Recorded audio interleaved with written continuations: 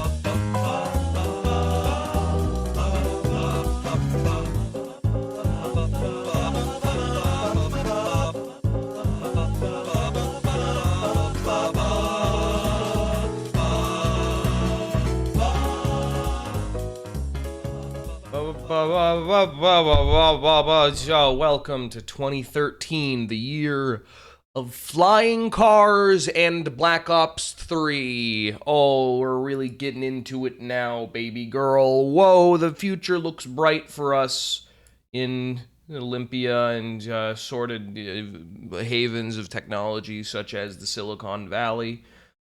Hi, everybody. Welcome yet again to Clown Depot stream. I know you're all excited. I know you're all crying and screaming. And I'm happy to say that it wasn't for nothing, because I'm here. Your cries and your screams have been answered, and I am now with you.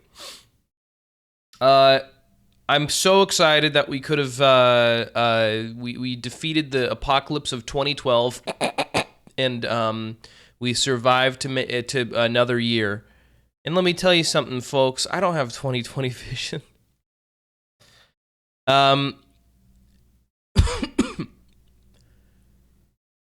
So today we're going to be doing another tier list stream, which recently has been my favorite.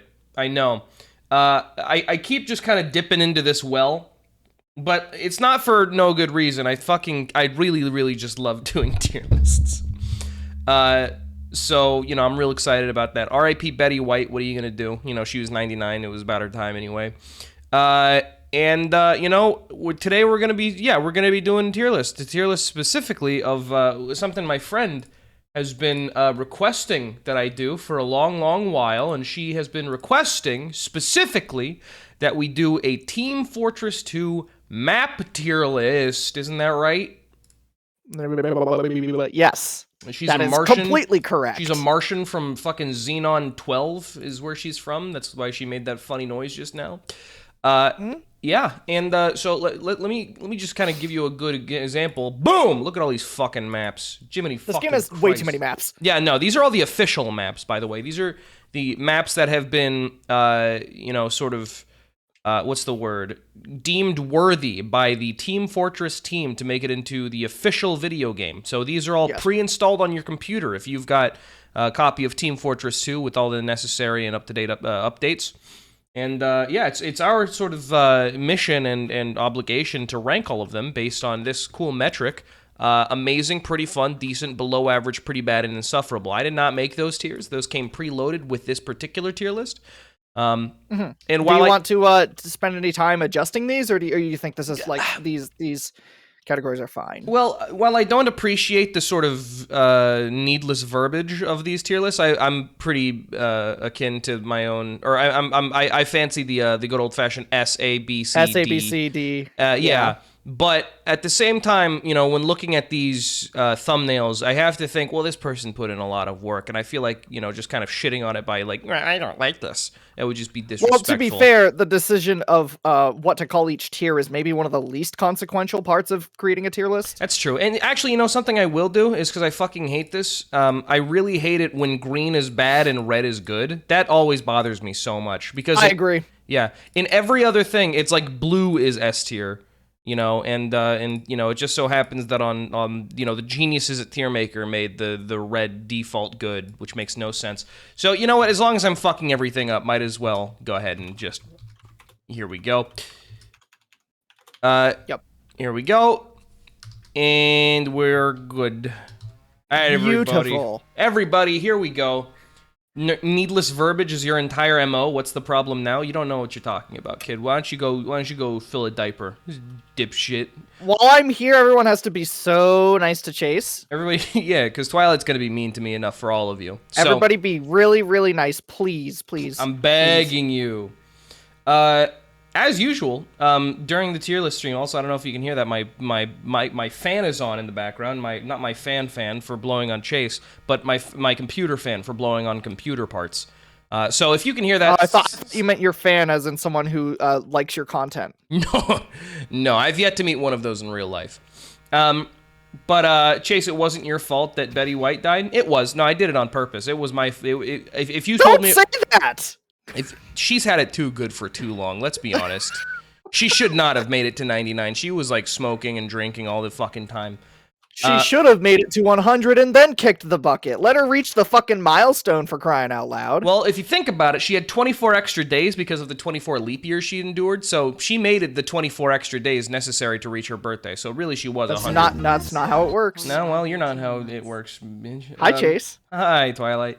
Also, Sergey is currently, Sergey is currently on his way to my abode, the office currently, with a KFC 3-piece combo meal. So, at some point in the near future, I may need to get up and sort of let him in. But before then, let's fucking start, because we've already had a little bit of a preamble, and I'm ready to start judging these fucking maps. All right. I do have a few questions. How are we going to deal with maps that are like near duplicates of existing maps?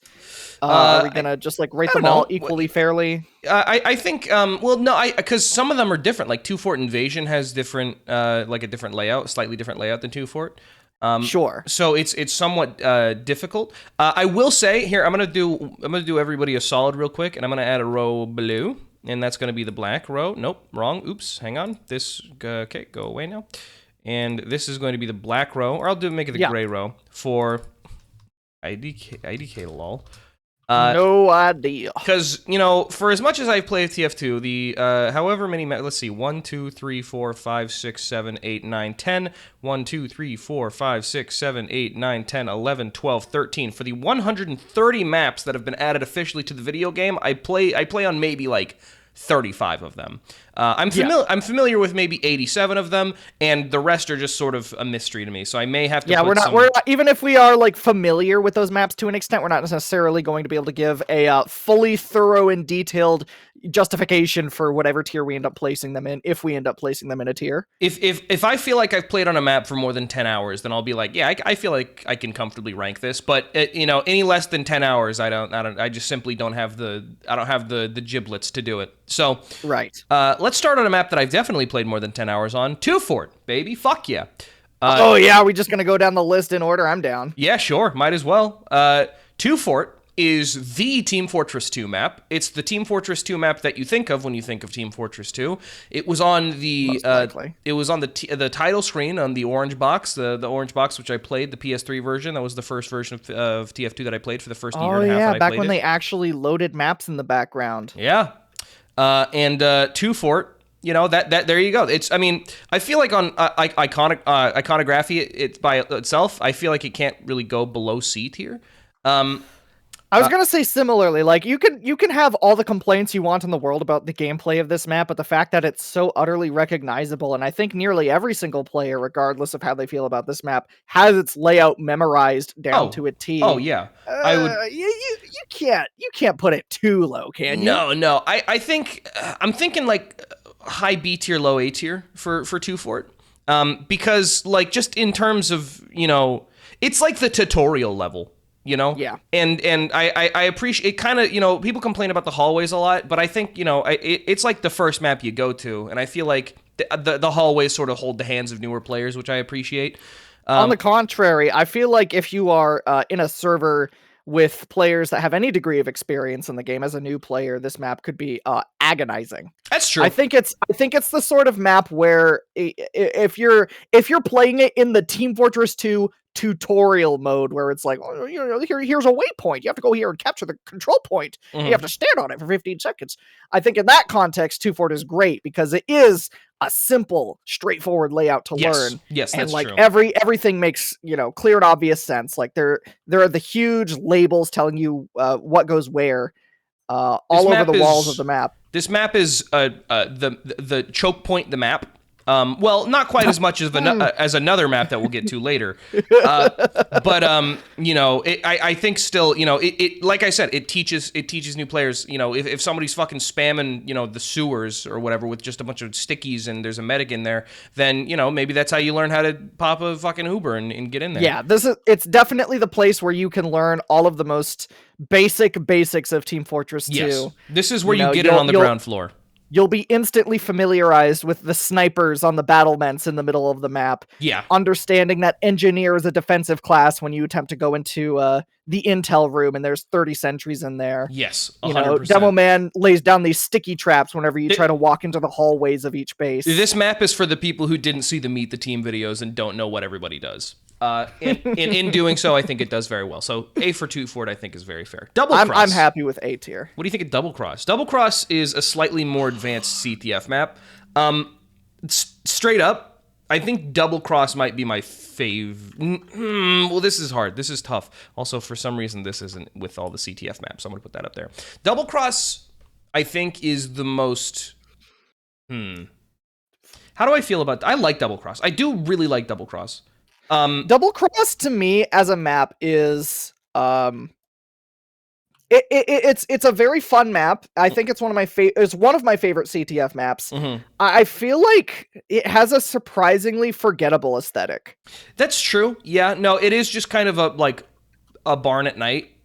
So, you know, and not to mention, I feel like all of these maps kind of get a debuff by just the intrinsic nature of them being a CTF map, because ironically, even though CTF is one of the core game modes that were like pushed the hardest, it's not looked upon favorably. No, it is not looked upon favorably, and for good reason, I feel like, because CTF games can very, very easily come to a standstill, and then everybody's just standing around for 25 minutes until the map rotation kicks in. That said, I do like Double Cross. I think it's probably the most... I think the most thought can go into how you approach a Double Cross game, because there's a lot of different places for each individual class to sort of shine. Yeah. There are tons of different routes and paths and entryways into every single part of the map, which is something that the earlier TF2 maps struggled with a lot, actually, a lot of the earlier TF2 maps are full of just insane choke points where every single player on both teams needs to filter through a single doorway. But this coming along a little later in the life cycle of the game, the reason why it's such a strong CTF map is because, like, here I'm at the midpoint right now, and there are, count them, 1, 2, 3, 4 separate entrants into both bases. Yeah, 100%. So I think Double Cross, I think I'm kind of hovering around the same area with 2 for it. High B, low A. I'd put it. Are we gonna sort them within the tiers? Yeah, I think so. Because if so, I would rate this above 2 for it. Really? Okay, that's surprising. All right, sure. Okay, easily. Great. Okay, great. Terrific. Because for me, a lot of what brings me back to 2-4 is how iconic it is, which to me personally is less substantial than how the map is to play. That's fair. No, that's completely reasonable, I think. Landfall, kind of a newer map. I think this was added in, what was this, Tough Break? Or no, was it Tough Break or Blue Moon? I couldn't tell you when or where any of these maps are added, except for the Whatville, I think it's called, the funny little Whoville parody map. Whatville and like Mercenary Park, because that one's so thematically, you know, sort of ingrained. Obviously, within the update. it's literally it was a big focal point of the update that it was added in, and then for Whatville, it's the map that everyone knew about because it was so awful that everyone made fun of it. Shoutouts to the creator of Whatville, by the way. Valve did you dirty. That's not even your fault. But Landfall, let's get back to Landfall. Landfall is relatively new. It's been out in the past 5 years. I hate that that's relatively new, but it is. And I like only enjoy Landfall when Auto B-Hop is on. Landfall is the kind of map that I think would have been greatly better serviced by either attack defend or 5CP format. Yeah, because this is one of the maps that I've like memorized. I guess I could say I've memorized the layout of pretty much all the maps at this point. But Landfall is one that just like makes sense to me. Like it feels good to fall within the rhythms of Landfall, of like, you know, kind of traversing Landfall. But also, the majority of the time that I played on Landfall has been on Freak server. By the way, connectfreak.tf2. Wait, what is it? freak.tf2.host. I think so, yeah. If you want to play on Freak server, which is our sort of friend group's TF2 server, it's constantly updated, and that's not true. It's up to date now, so you can go and play and have fun. Relatively frequently updated. Sometimes we'll do, you know, there it is. Look, I got a little command for it. That's fun. Wow. Yeah. Anyway, who made that? I did. Landfall is great because it's really, really fun to do rollouts on for like rocket jumping. Oh, Mhm. for sure. Even without B-Hop, this map is fun to roll out on. Oh yeah, 100%. That said, um, I can't see myself kind of returning to it very frequently just in like regular vanilla gameplay.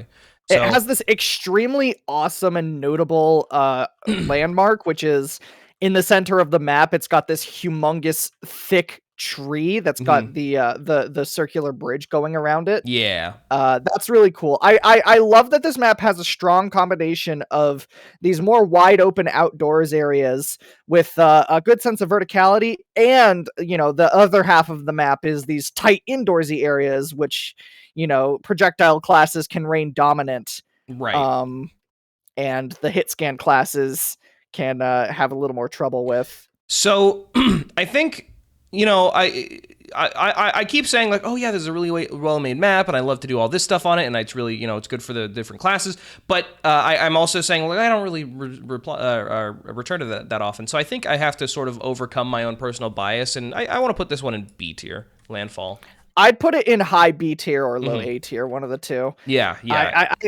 My one main criticism of it is that the indoors areas, while being expansive, are also all kind of very samey. Yeah. So it can be a little tough to kind of mentally grasp where you are in the map when you're in the indoors areas. Well, there's only really one indoors area on each side of the map.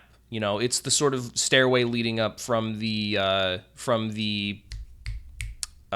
intelligence area up to the sort of battlements on top of the the tree bridge, and then also kind of downstairs that area. So it's really just like 3 hallways kind of connected to like one room. So the indoor areas aren't really. I think the indoor areas were mostly made for. They're just not particularly interesting. Yeah, no, it's kind of for. It's like how the slower classes are able to get to the center of the map without getting fucking destroyed from above or by sniper. Yeah. So yeah, I think there. Ctf Sawmill. I do not like Ctf Sawmill. I think Sawmill thrives as a King of the Hill map. It kind of falters a little bit as a CTF map. So one of the biggest problems that I have with CTF in general is that there's no real focal point of combat in the game. Yeah. Because your team needs to not only be simultaneously defending and attacking, but also ideally holding as many different parts of the map as possible, which leads to the whole team spreading itself super thin, which leads to kind of these empty, slow-feeling games. Right. And Sawmill is one especially notable example, because when you compare it to the Koth variant, CTF Sawmill is just kind of shitty. Yeah. Because you have this entire underground area that a lot of people tend to not visit, and it only has, like, the 1 or 2 entrances. Yeah. And it's super tiny and cramped. And so you end up with a lot of the gameplay not taking place, like, in any one notable location. It's just kind of bits and pieces and farts all over, compared to Koth Sawmill, where you've got the constant blazing action going on the control point. Yeah, it's like the foundation. I think the maps can really be held as strong as their foundational points, and the foundational point of CTF Sawmill is absolutely invariably the sawmill. It's the middle of the map because it was made to be a King of the Hill map. And when you move those foundations, the format of the map and the layout, they can absolutely crumble. Because so when you move the large foundation of the map, being the sawmill, and then you take away that foundation, you put it into 2 relatively obscure parts of the corners of the map, that being the 2 sort of smaller barns attached to the larger sawmill. It really just sort of falls apart, and everything feels a lot less foundationally secure. It all feels very sort of loose, and it feels like when you haven't eaten in a while and your blood sugar's super low, and everything just feels like so fucking wavy, and like this doesn't make sense, and infirm, I guess, is what I'm trying to say. Infirm. If I can give CTF Sawmill even 1 point over its Koth variant, it's the addition of a couple of extra ramps to allow the less mobile classes to get on top of roofs and traverse into the alternate areas of the map more quickly. Sure, but I mean that's like necessary, you know. That's like the bare. That's like saying, oh yeah, you know, if I can give one thing to the Chick-fil-A that always has Trump flags all like outside of it, it's got a ramp for wheelchairs. So you know, points for that. Well, I mean, here, but the reason that is meaningful is because one of the biggest problems that I said that I have with CTF in particular, but also CTF Sawmill, is how big the maps feel, and I think that adding that extra mobility so that the less mobile classes can traverse the map much more quickly, you know, without having to go all the way around the edges of the map. Right. I think that does go a long way with making it play faster and feel smaller. Twilight, hold that thought, because Sergey is here and he's going to give me my 3-piece chicken combo meal. I'm going to put this one in D tier. Is that okay with you? I would rate it maybe like C, like low C tier. All right, we'll put it in low C tier. I'll be right with you in a moment. Entertain them while I'm gone. Hey chat, what's going on? Is everybody so excited to be rating Team Fortress 2 maps with us? Just kidding, you're not rating it with us, we're rating it all by ourselves, and you simply get to provide the commentary on the side.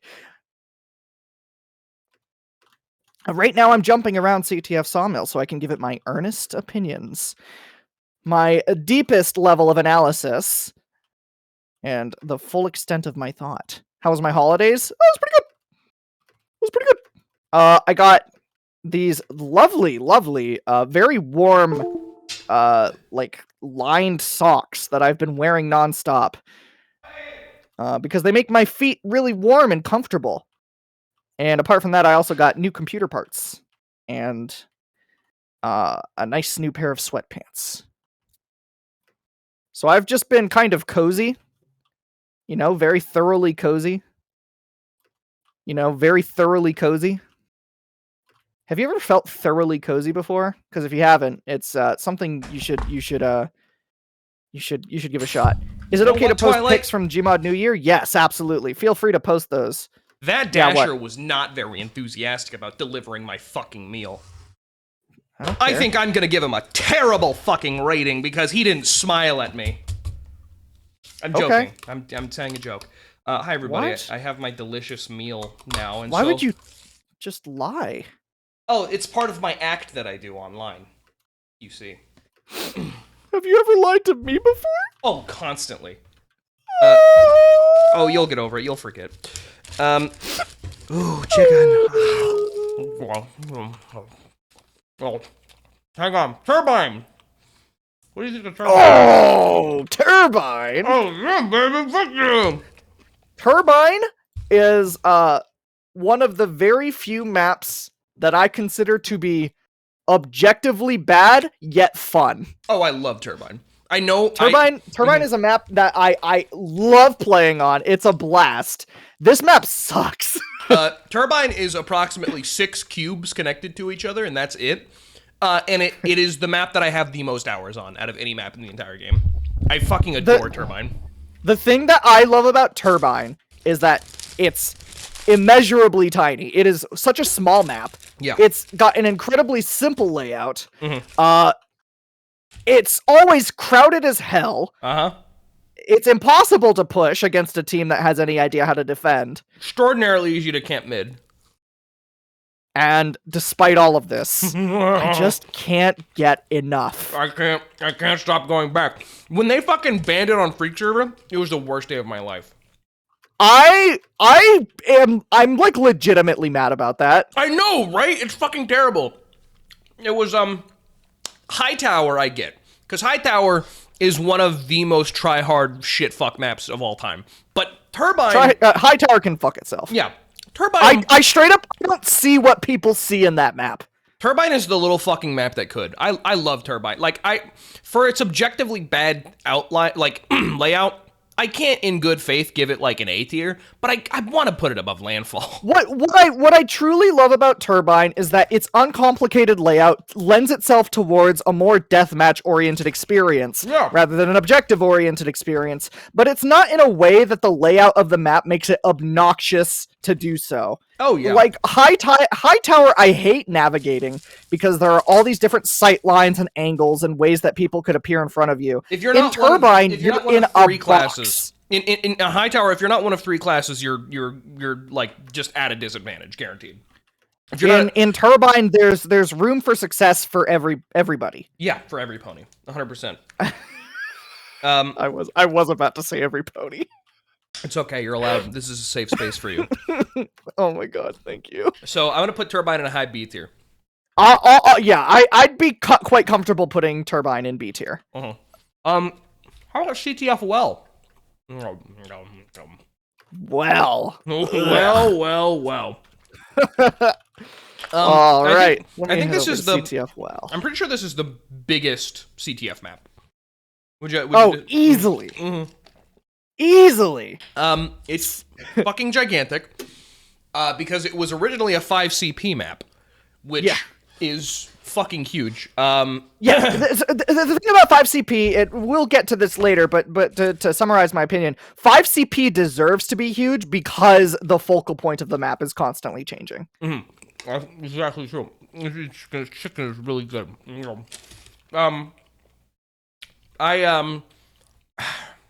I can't say anything good about CTF Well.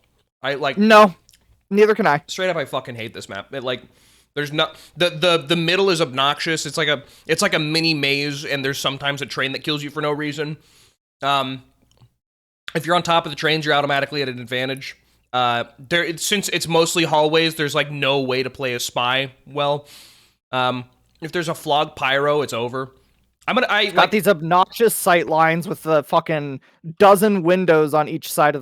Oh yeah, for people sitting inside the buildings. If you can't counter snipe a sniper that is approximately vulnerable by 2 pixels, then you're dead. So low D tier. I don't think I can put it in F tier, but I can definitely put it in low D tier. Also, we can't forget about the fact that the middle point is just one giant square, and there are no alternate paths you can take unless you want to go underwater. Wait, no, not even then, because that just takes you back to your own base. That's true. Yeah. This map sucks. if they just eliminated the middle part and there was it was a third of the size that it is, then I could probably have a lot of fun on CTF Well, because I do actually because the interior of the buildings is this interesting sort of 3-story, it's like Block Fort in Mario Kart 64, where it's just this 3-story little fucking rigmarole of there's a gigantic middle area that you can see down the previous, the up and down the other 2 areas, and they all lead into another 3-tier control room where the intelligence is. So if it was just but the buildings were squished together, I would like it. But it's not. I agree. But the 90% of the map is the middle, and it sucks. So low D tier. Snowfall. This is the first one that I can say I don't have 10 hours on. I never play on Snowfall. What about you? Well, I'll tell you exactly how much I know about this map once I've loaded in, because I can't recall the layout from just hearing its name. I can't even recall the layout from seeing the thumbnail. So I'm having trouble sort of... Oh, well, this is just Snowy Landfall. Oh. It's literally just Christmas Landfall. Well, Sorry, fuck. Smith. Sorry, Smith. Well, fuck. I don't know, C tier? Yeah, this is what I mean when we say, do we want to skip duplicate maps? This one in particular, I don't think there's anything different with it, right? Not as far as I can tell. I'm no clipping around, and all the entire layout seems exactly identical. But there are, first of all, it's snowy. Second of all, there are candy canes and gifts. I love candy canes and gifts. I mean, we can. So maybe by that virtue alone, we can put it in a higher tier. Yeah, we'll put it in just above Landfall because it has candy canes and snow and gifts. No, I'm gonna make another row for redos, or hang on. Dupe maps that are specifically nothing is different. Ooh, it's nice to be subbed for. Ooh, similar. Streamer. That NBJ. Nintendo. Thank you very much. Wow, that you can't even fucking see that. Well, you all know what that is. Two Fort Invasion. Two Fort Invasion is another dupe map, but this one's actually pretty significantly different than Two Fort. Now, I have no familiarity with this, so this is going to Really? be interesting for me, no clipping around this layout for the first time. Here's the thing, it is recognizably Two Fort. 100%. It has the same basic layout. But there are ramps all fucking over the place. Hell? I know, right? There are ramps all over the place, which Basically, all Two Fort Invasion does is it makes things less choky and more accessible. So, like, the battlements can be accessed from the mid area, I believe. And then there's Can it? I think so. Can it? Are you thinking of Payload 2 Fort? Fuck, am I? I think you're totally thinking of Payload 2 Fort. This is the exact same layout as regular 2 Fort. It just has alien shit all over it. Go into the courtyards of either side of the map. Okay. Is there anything different there? No. Damn, what the fuck? What the fuck was I playing on? I could have sworn Two Fort Invasion You was were. different. I'm almost certain you're thinking of Payload 2 Fort because you could because do all of that shit. Because I can totally remember from fucking when the invasion event was happening. I remember going on there and I was like, why is it different? Well, if you'd like, I can put on my screen share and I can show you Invasion 2 Fort. No, I believe you. Actually, could you do that and then I'll just like put it in the corner of the screen anyway? Yeah. Thank you. I love chicken so much. Yum yum yum yum yum. Nom nom nom nom nom. Nom nom nom nom nom nom nom. Nom nom nom Nom nom nom nom nom nom nom nom nom nom nom nom Alright, nom let me nom nom nom see. nom nom nom nom nom nom nom. All right, this is Twilight's view, and we're just gonna put this up in the corner of the screen, so whatever map we're talking about, you can see it. Thanks, Twilight. Sorry, my game looks like pixels. Oh yeah, she's playing on the Nintendo 64 hardware, so that's So it can get 500 FPS in the game. Yeah, that's true. So she can so whenever she misses a shot, she can't possibly say that was the game. Here's the thing. All of my equipment is absolutely top grade, so I can, under no circumstances, ever blame any part of my equipment when I do poorly. It is 100% my fault. I respect that. That's respectable. This chicken is also quite respectable. It's busting respectfully, as the kids say. It's busting. Wow, this chicken do be busting. Five Gorge. Go to Five Gorge, please. Everybody, Five Gorge is the longest map known to man.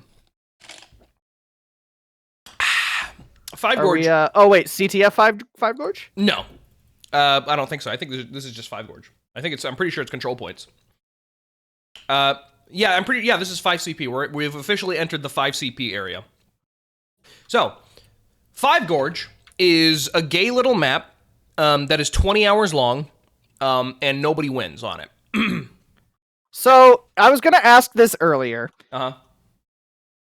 When we're judging certain categories of maps, are we doing it just purely from the context of a casual matchmaking 12v12? Because in that context, certain categories of maps are like way worse to play and way less fun to play than in the context they're usually played in.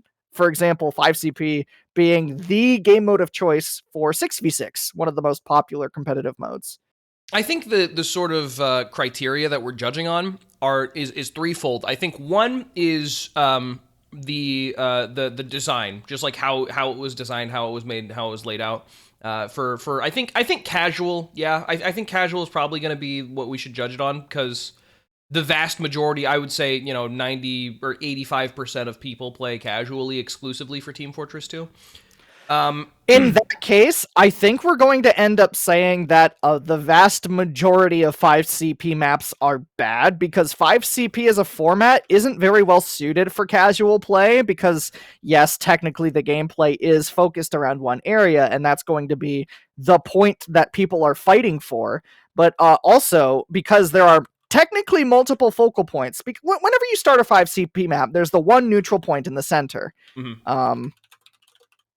But once that is captured, you have 2 points that are the focus, which is the neutral point that you just captured, which belongs to you, and the enemy's next point. Right. And so you're going to end up with players from both teams spread out all throughout the map, trying to defend their point, capture the next one, and you're inevitably also going to have some players who are just confused and don't really know where to go or where to stand, and they're just going to be who fucking knows where. Because, sometimes you go into a TF2 server, and there's fucking Bobby Basketball 1998, who's like building a sentry nest in this room. Oh, yeah.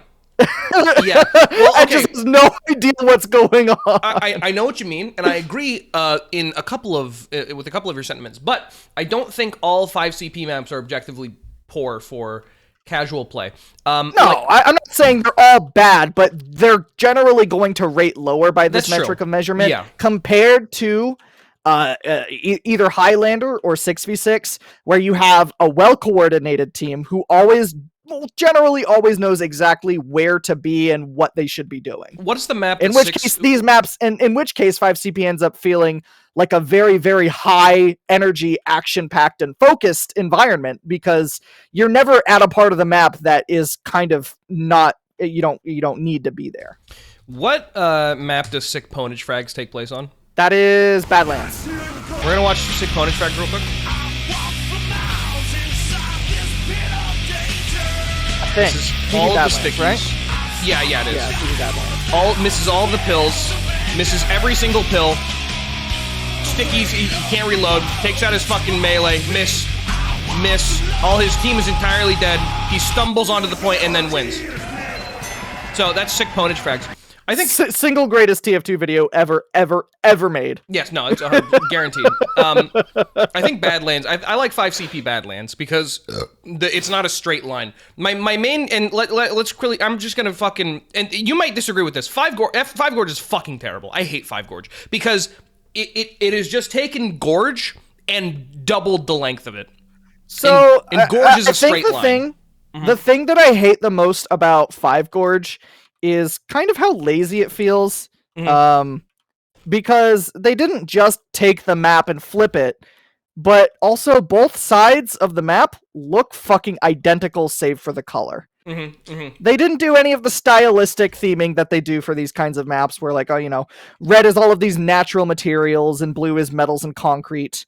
No, they literally copy-pasted it, rotated it 180 degrees, and then stitched it together in the middle, which I think is an incomprehensibly lazy way to do a 5CP version of a map. That being said, I think Gorge is fun to play on.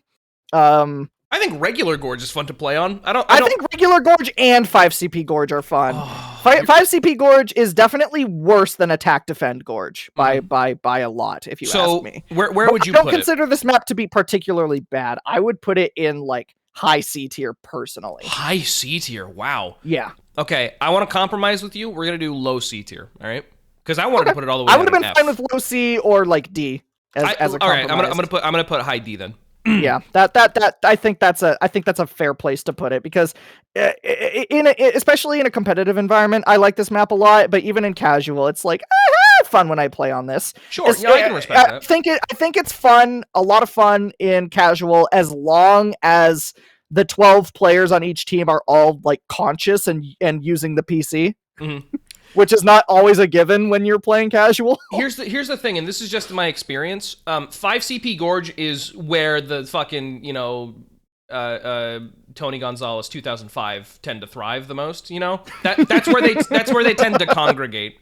No, yeah, you're like really right about that. I think it's one of the most confusing maps somehow for the players who I guess forgot that they have a mouse and keyboard. Yeah, that's what I'm saying. Whereas, something like Cold Front, I think Cold Front is really fun even in casual.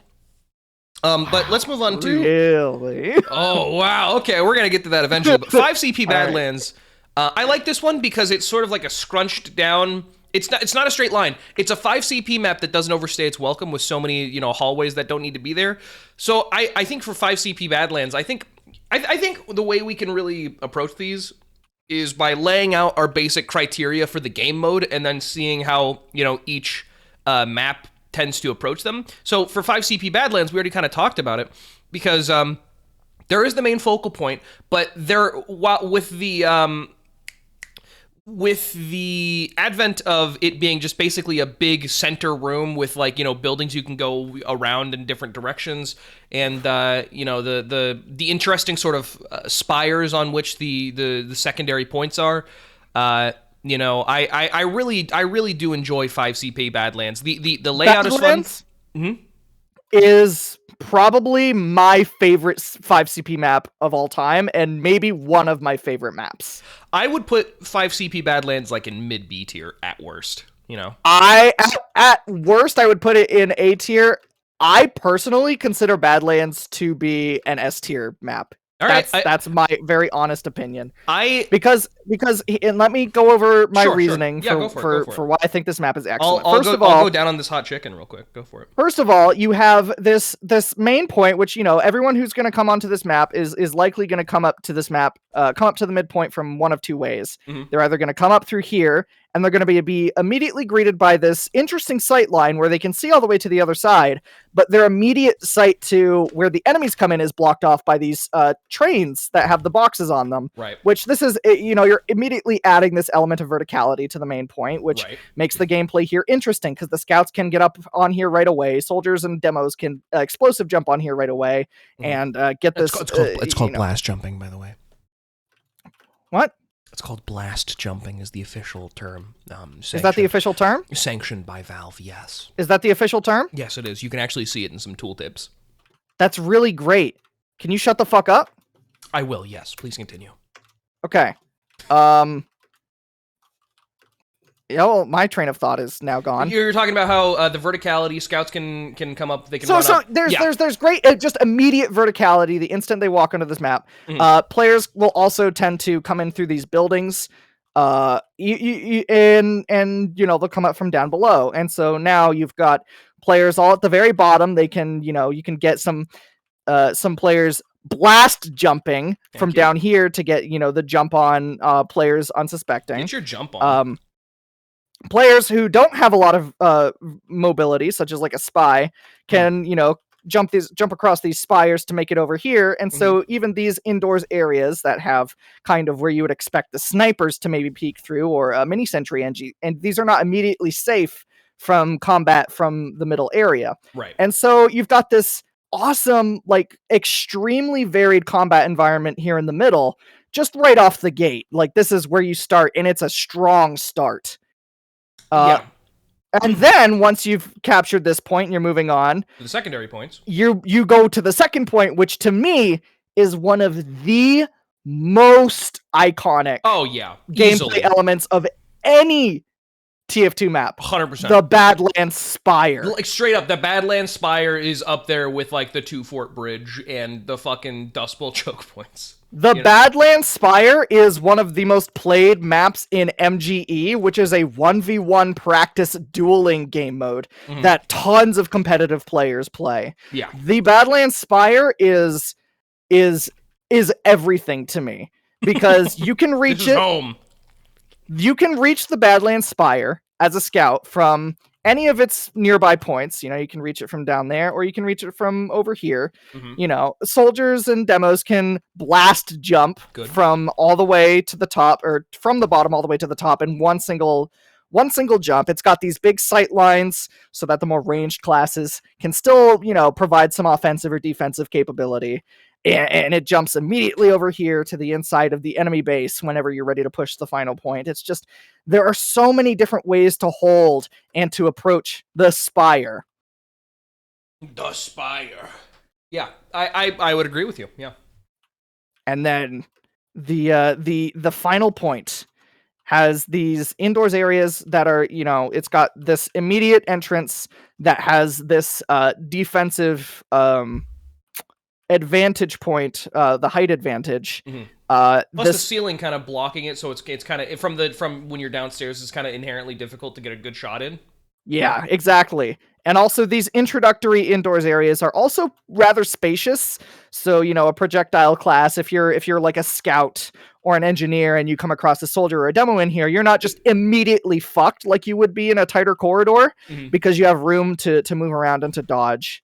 However, there are still these tighter areas leading directly into the last point. I will say, Solman34 in chat brings up a good point, which is to say these sort of the last point, the tertiary points that are kind of indoors, they're a little bit difficult to sort of mentally map out in your head, just due to the lack of any notable landmarks, I would say. It is just kind of all hallways, and so for newer players, or even mid-tier players who don't really play on 5CP maps quite often, it can be kind of difficult. Obviously you can tell when you're on the base level and you can tell when you're upstairs, but just in terms of like left and rights, which seems like a very juvenile thing to be confused about, in my opinion, and apparently in somebody else's opinion as well, it can be sort of difficult. I will say that is sort of modified or changed by the open sight lines. So even if you're confused, if you're looking left and right, you can more often than not either see the entrance or you can see the midpoint. Plus the signs up there. But like, let's be honest, who actually looks at the signs when you're just starting? This is how I learn maps.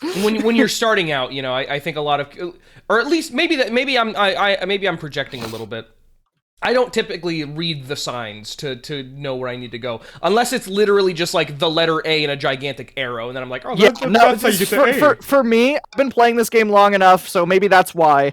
But whenever a new map releases, or when I'm trying out a new workshop map, if I don't immediately have an intuitive sense of where I am and where I need to go, I look for these signs, because every map in the game has them, and they just tell you where to go and what shit is. Sure. Yeah. No. I. You know what? Yeah. I can appreciate that. So yeah, 5 CP Badlands, and I'm gonna move us along because we've been on this one for like 10 minutes. But, I love this map. I think this map is S tier personally. I'll put it high A tier, and you know, as we're going on and evaluating, and maybe we'll see like wow, a lot of these maps are like worse on average than we thought. I may move it up to S tier. Okay. Cold Front. I really enjoy Cold Front. I do. Admittedly, it kind of falls into the same format as Five Gorge, but I think the openness of it, the sort of I appreciate the areas being more defined from one another. I appreciate the layout a little bit more. I have a lot of fun on Cold Front. You know, I don't have the game open, so you are going over very, very in depth the different sort of elements of each individual map. But I don't really have the privilege or the advantage of being able to do that. That said, Cold Front. I don't know, when it was added, it was just one of those maps that I was like, yeah, I could, you know, kick this into my regular rotation. I can really appreciate Cold Front, and I was looking at it with, what's the opposite of rose tinted lenses? Rose tinted glasses. Glass half empty. I was sure. Let's say that. I was looking upon my memories of this map very unfavorably, but running around it, I can immediately tell you, like, this has a strong, very competitive layout from what I'm seeing here. Yeah, I think probably I just have poor, not so fond memories of playing this map in casual, because I never played it in competitive, and just generally 5CP and casual don't go together super well. It's kind of like oil and water in a sense. Yeah. That being said, I can absolutely see.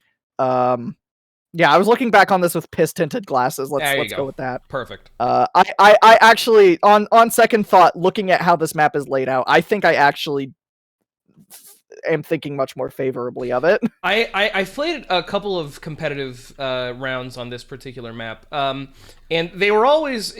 I will say, if we're going like 6v6, it's a little wide. You know, I think I've figured out what it is I didn't like about this map in any context. Go for it. It's that these doorways leading onto the final point are all very, very small, and kind of difficult to get through because they're all very choky. Because it wouldn't even be so bad if it was just the doorway itself, but there's these like notably long hallway areas leading up to and from the doors that are also quite small. So like the only way you're ever gonna break through this map is with an Uber charge, which I suppose shouldn't necessarily be a point against a map, but compared to like the rest of it, where, you know, on this second point you have these larger doors that you can come through. And then, you know, the midpoint, which has these yawning openings that lead over to it, as well as this high ground area. The last point is just kind of obnoxious to try and push through. But that's like, you know, again, hardly a point against it if you need an Uber charge to push a point. I will say, I don't think I can, in good conscience, say this is a better 5CP map than Badlands. But I'd say it's less iconic, but I think gameplay-wise, I think it would be fair to put this in a similar tier. I feel like I can put this one comfortably right between Double Cross and Two Fort, maybe. In fact, you know, I'm down. I think Two Fort I actually want to put in high B tier, if that's okay with you. Yeah, I think that's fine. Yeah.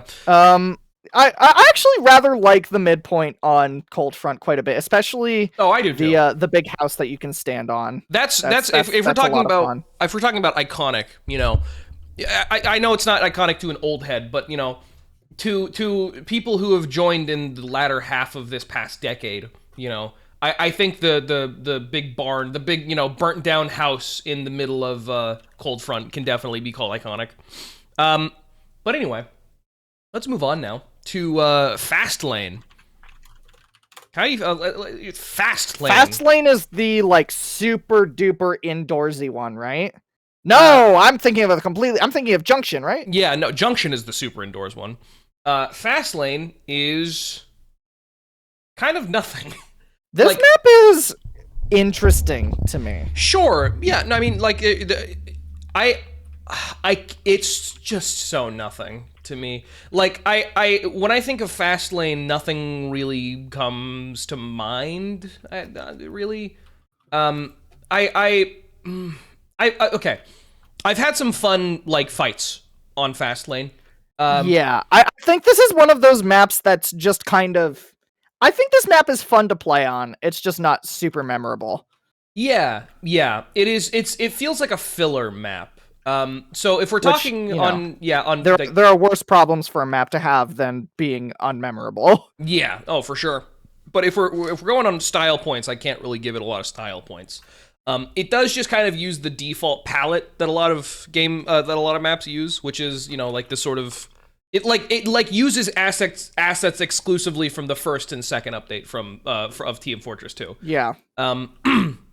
Which again isn't necessarily a bad thing, but when we're getting, you know, farther along and we're getting to places with like vegetation and you know, more, you know, all the colors are pretty muted in Team Fortress 2, but you know, within the muted color palette there can still be some pretty bright, you know, colors. So I think this map is very uninspired aesthetically, especially like look at this, dude. Yeah, like what is going on there? Yeah, that's not even like a particularly inaccessible area that like, oh, you know, we just didn't bother detailing it because nobody looks there. Like you see this just very blatantly. Yeah, if you rocket jump in mid, you're gonna see that. Yeah, it's like a map that nobody is gonna vote for on the rotation, but nobody's gonna be upset that it's there. You know. My biggest problem with this map is that it's very very flat. Yeah, there's little to no verticality. That kind of this entire midpoint exists on this flat plane. Mm-hmm. I guess it has this little downstairs area, but there's not even any like multiple levels. Like here, you can't go underneath. Oh, I guess you can. Instant S tier. Yeah, perfect.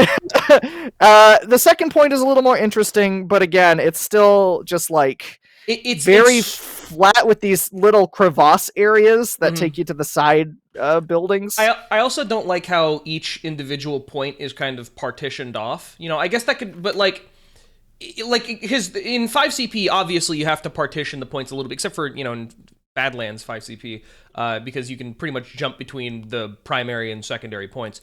But you know, usually it wouldn't be too big of a deal. But the problem is that there's not really a whole lot of breathing room between the partitions and the points themselves. You know, there's no real travel point. It's just like you go through the building and then you're on the next point. You're fighting for the next point immediately, you know? Yeah. So in terms of that, like the traversal isn't really, you know, that much fun, also, I would say. What a horrifically boring last point. Yeah, I mean, it's kind of neat with, like, the rocket there. I think there could be, you know, some style... Like, they were obviously going for something, though I mean, style-wise, yeah, that's cool. But I mean, in terms of the gameplay and the layout, this last point is very, very bland. It's like if Turbine was the last 5CP point, except for not fun. I can't really say a whole lot of good about Fastlane. I'm thinking low C tier, high D tier. Yeah. Thoughts? Yeah. Right. I think that's I'm just gonna agree with whatever you put it because I'm gonna put it above 5 Gorge, but that's again personal bias. But you know, what are you gonna do? Foundry. I could complain, but that'd be pointless. Yeah, it's true. You wanna load up Foundry and then we can start talking about that little map. We are Oh, not God, making good time, by the way. No, we aren't. I don't know if we're going to be able to do all of this in one night, unless you want to go by yourself once I'm out of here. No. I do want to keep milking your sort of expertise. Foundry. What can be said about Foundry? The aesthetic, hey, just like S tier. Yeah, the aesthetic is S tier. The Foundry is S tier. No, what I just did, S tier. Oh yeah, you walk into the fire and you get hurt. That is S tier game design. I like the aesthetic of Foundry. You know, it is very, it's palpably, you know, like this is a place where metal is fucking melted. Yeah, it's very, I think that it's got a very fun, creative design. Like, you know, they have their iconic parts of, you know, the final point, which is the foundry itself. Yeah. That you're fighting to capture. Remind me, am I making this up, or does Foundry have a cloth variant? I don't think so. No, yeah, no, you're totally right. I haven't played a lot of Foundry, admittedly. But Foundry Mid is weird and cool, if you ask me. Oh yeah, no, I really like because there's not a whole lot of, while there's obviously symmetry, because there's got to be symmetry for a 5CP map. There's a lot of skewed angles and all these like diagonals and slopes. And shit. Yeah. I really like that a lot. Instead of it being like, hey, this is a fucking grid and you're fighting, you know, one square against two squares.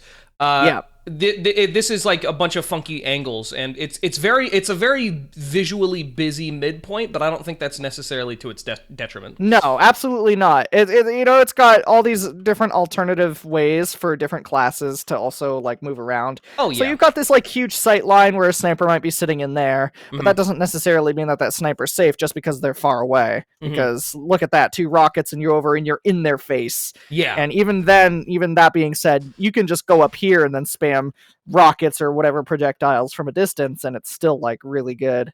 For sure. Yeah. Lot of stuff you can do on this midpoint, and it's also got this fun rounded shape, which is, you know, kind of interesting. Yeah. So in terms of style points, I like that. You know, in terms of layout, it's fun. And then I also really like this second area, the kind of intermediary building between the midpoint and the second point, because you know you've got the big door over there that you can go come in through, this like little door, and then the upstairs door up here that gives you like this big height advantage. In terms of sort of iconography, iconography there. In terms of iconography, you know, the while I didn't play on this map a lot, this is a map that's been in the game since like 2011. This map has been in the game for a good long while. Relatively old map. Yeah, it's relatively old. It's not the beginning of the game, but it is, you know, pretty early into its lifespan. And so I have seen, and this might be a silly metric to sort of judge on, I've seen a lot of like Gary's Mod and SFM videos take place on Foundry, which it's a silly gauge to go by, but you know what I mean. Like that, like it's extremely recognizable. Makes it feel more like familiar. Yeah. Yeah. More core. And also I think there's a man up variant of it, which there aren't a whole lot of man up maps. But you know, I like Foundry. I think Foundry is low B tier.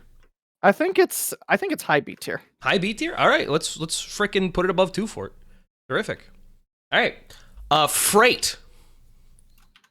Oh boy, Freight. The train map. Freight. This is Freight, dude. I think isn't Freight like one of the only maps in the game where you can get killed by a train in more than one spot or something? I guess that's true, isn't it? Yeah. It's like there's more than one train track, because you could say like, oh, what about Banana Bay? But technically, it's just the one train track that runs through mid into the last point through this tunnel. Yeah, well, yeah, I guess. But it's not just like one singular train track in the middle. You know, like on fucking what's that? Oh my god, like on Well. Well has 2 train tracks. Well has 2 train tracks, but it's in like the same space. You know. Well, yeah. So is this. Got the 2 train tracks on either side of the point, farted. well. I just farted very, very loudly. That's how it is. Is that what that was? I thought that was you like shifting on your chair. No, I farted because I was dismissing. Sounded like a firecracker detonated. I know it's one train track, but it is 3 discrete parts of the map. You know what I mean? Sure. Yeah. Okay. Yeah. So there you go. But anyway, besides that, that's my current favorable thing I have to say about Freight. This map is like a sniper's paradise. It's a sniper's paradise. Every single point on this map is annoying in its own special way. Oh yeah, no, this is like, this probably won't make any fucking sense. This map is like that fucking nerd in the back of class pushing his glasses up, going, "I know the answer, teacher." And it's always like, there's such a weird persnicketyness to this map that I can't quite describe in terms of gameplay. I've been noticing, sort of as we've been going on, I have a tendency to cover the more yin and yang, like the design, the feng shui, and the memorabilia and the iconography. And you have a very meticulous gameplay sort of way of going into it, which I appreciate. I'm glad we're getting a very thorough examination using two sets of eyes. Yep. There's also, Solomon also brings up a good point. There's a lot of dead space in this map. There's extremely. God, yeah. Like this is a map. You can see the texture looping here. Yeah. There's a little bit, like, this map is kind of overstays its welcome a little bit, I think. Yeah. I think this map would do a lot better as like a 3CP map, for example. Ooh. Yeah. All shrunken down. Yeah. Like a fuck, what's a 3CP map? Fuck. I don't know, like a 3CP map, you know. We've played 3CP maps. Yes, I'm sure the gamers at home also have. But just in general, I think Freight it can be fun, but I'm not feeling anything higher than like mid D tier, I think. So here's my analysis. Sure. First of all, every point is annoying in its own special way, and let's start with the first one that everyone's going to fight on, the mid, because it's 5 CP. Right. First of all, you're coming into this mid. If you're any class that can't explosive jump, or blast jump, good. You're walking onto the mid here. Yes. And you're shooting across. Yeah. Either that, or you're going all the way to the right and going up these stairs. Mm-hmm. And these are your only two options. Even if you can blast jump, well, you're going up here onto this roof and you're coming to the middle. Mm-hmm. Wow. Or you're going over here and you're going on these stairs. Yeah, which isn't excellent. Like it doesn't unlock any new places for you to go. So I would say there are probably 3 or 4 classes in this game that have augmented movement. You know, that's not just like the base augmented movement in a positive way. I mean, alternatively, you can get stuck. I was stuck. You can go underwater for the epic flank. You know, probably get over to the other side a full 10 seconds after with the a third of your health gone because with a third of your health gone because you took fucking oxygen damage. The most no, it just doesn't take that long. It's the most. I think drowning is probably the least common way for people to die in TF2 because I always forget it's a way that you can die. I don't think I've died by drowning in TF2 since like 2013, probably. I all of the good maps don't have water that you can swim in. That's true, except for 2 Fort. Freight is just.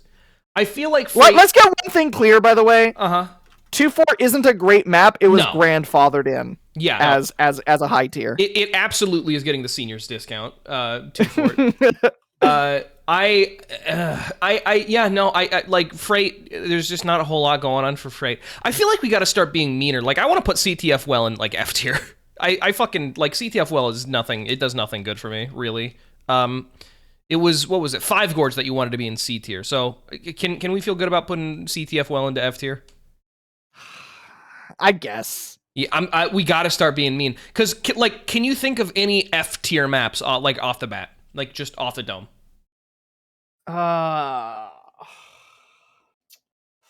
It's hard, right? Dust Bowl. We'll get there. We'll fucking get the Dust Bowl. All right? I don't like Egypt very much. I think Egypt is kind of a shit map. I kind of like Egypt. Well, I think we'll probably get to Egypt on this. Let's go to, what time is it right now? It's 5:20, and you gotta go to a Halo stream. And again, I could be a little late for that if we want to go a little over the hour. let's go to let's stop on Whatville. How about no, that might take a while. Let's stop on. Let's stop at DeGroot Keep. You know what? Yeah, I was gonna say either Steel or DeGroot Keep. Yeah, I think DeGroot Keep sounds good. So yeah, freight low D tier. That is what I've decided. Gully Wash. I the highest I would put freight is like high D, low C. I wouldn't, I'm quite comfortable with that where it is. Yeah. Gully Wash. Gully Wash. Gully Wash? Yeah, Gully Wash. I'm a great map. I love this map. I'm starting to realize just how infrequently I play on like a lot of these maps. Like Fastlane and Freight and Gully Wash and Metalworks, these are not maps that I really frequently go to. Well, that just means that I get to flex my expertise because as a former Sixes player, these are maps I played on all the fucking time. I fucking love Gully Wash. No, I go to Gully Wash. I just forget. I always forget the fucking name of it. Gully Wash is a great map. Gully Wash is one of those maps that you can like kind of get confused on as a new player, but like as a person, when you know the layout, there's like so much you can do on it. Yes, absolutely. It's a map that has 2 tiers of control point, which is interesting too. Which is to say, control point that you're like you can go on to at 2 different points in the middle. I mean, yeah. Oh wow, yeah. Actually, you're totally right about that. Look at that. Yeah, you got the bottom half and the top half. Yeah, it's a control point that has cover built into it, which is interesting. Yeah, how many times have you played fucking Ring Around the Rosie with a player around here? Oh yeah, more than I can count. I will say that if things are unbalanced on Gully Wash, then you're gonna get fucking rolled. You know? Oh yeah, absolutely. Like, it's that kind of map. If there's like a pocketed soldier who like knows how to hit his shots, then you can't come to mid. You're just not allowed to come out and play. Here's the thing. What I love about this map is that every entrance feels pushable as any class. You know, barring the obvious circumstances like there being a fucking level 3 sentry out here somewhere. Yeah. Like here's the scout. You've got this wide opening, and you've got the immediate slightly high ground, slightly low ground. Right. You can access anywhere from anywhere. Oh, look at that! It's got the double tiered control point on the second point as well. Oh, neato. Yeah. How about that? And they're like, you come out here into the main point and you immediately have multiple options on where to go. Yeah. Here, when you're coming out from here as a scout, especially, you can do this like fun little rollout over this, or you can like do shit like this. Yeah. Or you can, as a scout, you can make it up the mid like that. Right. There's just so many options for the classes to move around. And lots of areas for people to shoot from. There's a great deal of flexibility in the layout. I think this map plays extraordinarily well. Also, Pseudo Streams, thank you very much for the raid with the party of 9 or 11. Appreciate it. I think here's an interesting gauge for whether or not a game or a map is fun. And you might not agree with this because I feel like our while we're both, I think, good at the game, I think our understanding and comprehension of the game is slightly different in a lot of ways. So you may not agree with this. If a map is fun to play on against bots, then I think it's a really good map. And Gully Wash is a map that I can have a lot of fun against bots on. I cannot, under any circumstances, understand where you're coming from. Yeah, no, that's yeah. See, that's what I'm talking about. This isn't something that I do frequently, but every so often when I'm, I'll just like hop onto a server that has nobody and just play against the bots, just if I need something to distract myself. Because it's a lot less, mentally sort of engaging as playing against actual human players. But I digress. The point is, Gully Wash is great. I think Gully Wash is low A tier at worst. I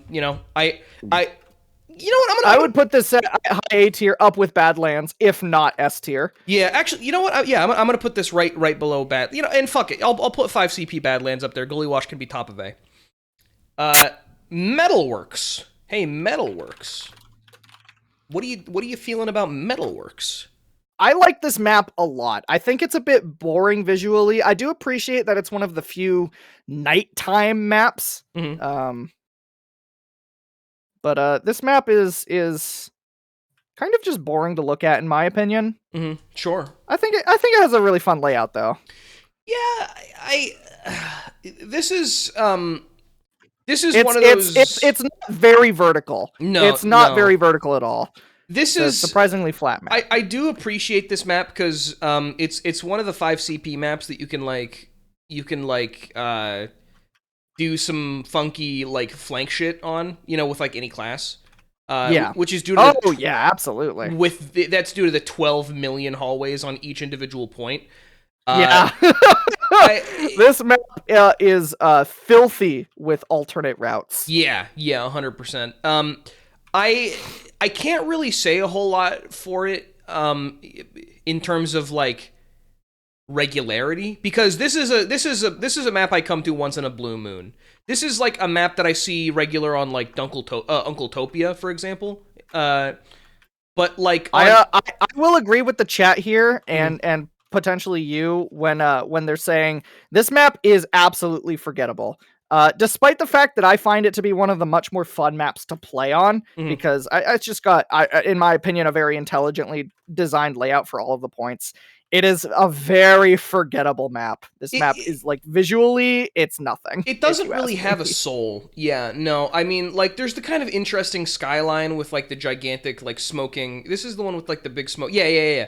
The big like oil, spires kind of smoking and on fire in the distance, which is kind of cool from a visual standpoint. It feels like to me they did the absolute bare minimum to dress up the initial block out of the map that used like all the dev textures, like the orange and the gray. Yeah, they like did the absolute minimum of okay, let's make it concrete and metal and gravel. And we'll put some props under the stairs to give it life, but other than that, it's like it's a glorified gray box. Yeah, it's a great way to put it. Which I don't think is terrible. I don't think like you said, however many maps ago, being forgettable isn't the worst thing you can say about a map. But no, absolutely not. But I feel like this is a map that nerds will come to do puzzles against each other. Does that make sense?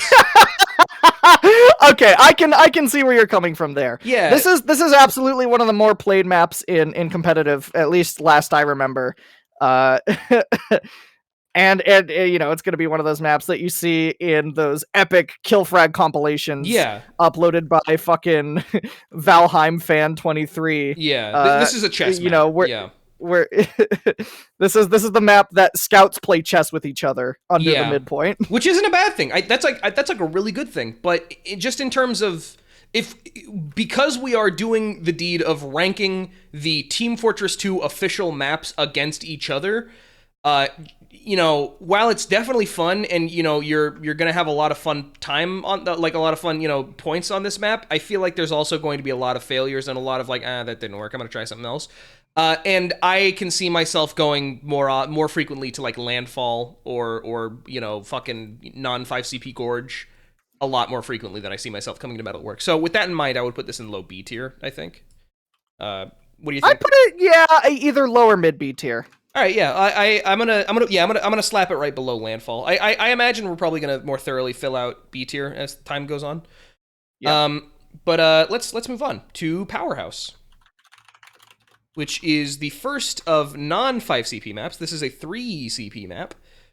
Wow. Yeah, wow, crazy. We're really getting it done. My hair is tangled. I need to unknot my hair real quick. And I've done it. Thank you. I'm gonna... That was me ripping it off your head. I'm gonna say... I think that I have maybe... And I might be completely wrong about this, but I think I have the opposite opinion of you. And I don't know what your opinion of this map is, so I'm gonna say mine, and you can tell me if I was correct in that you have the opposite opinion. I think this map is a lot of fun. I think this map is weird.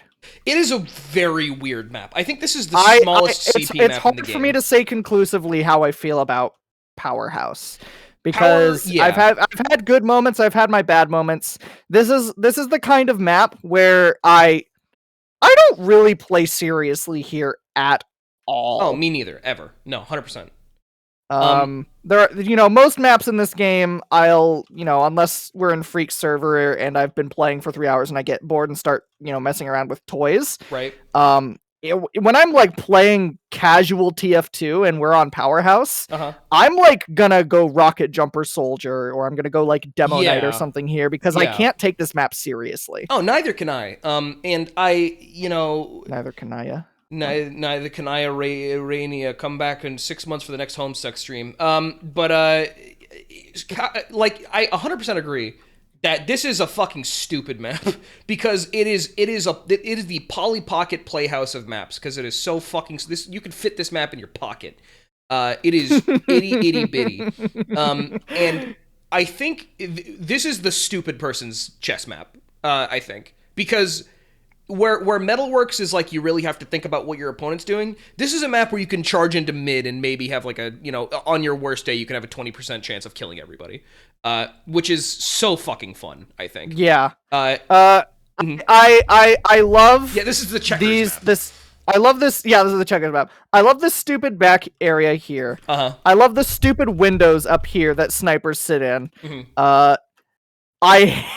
I quote unquote love the way that the midpoint is laid out, where you've got this fucking dip from either side, where you're in just hell's pit now, and if anyone on the enemy team happens to take notice of you, you instantly die. Oh, this is the 300% clench trench from Zelda's castle in fucking Melee.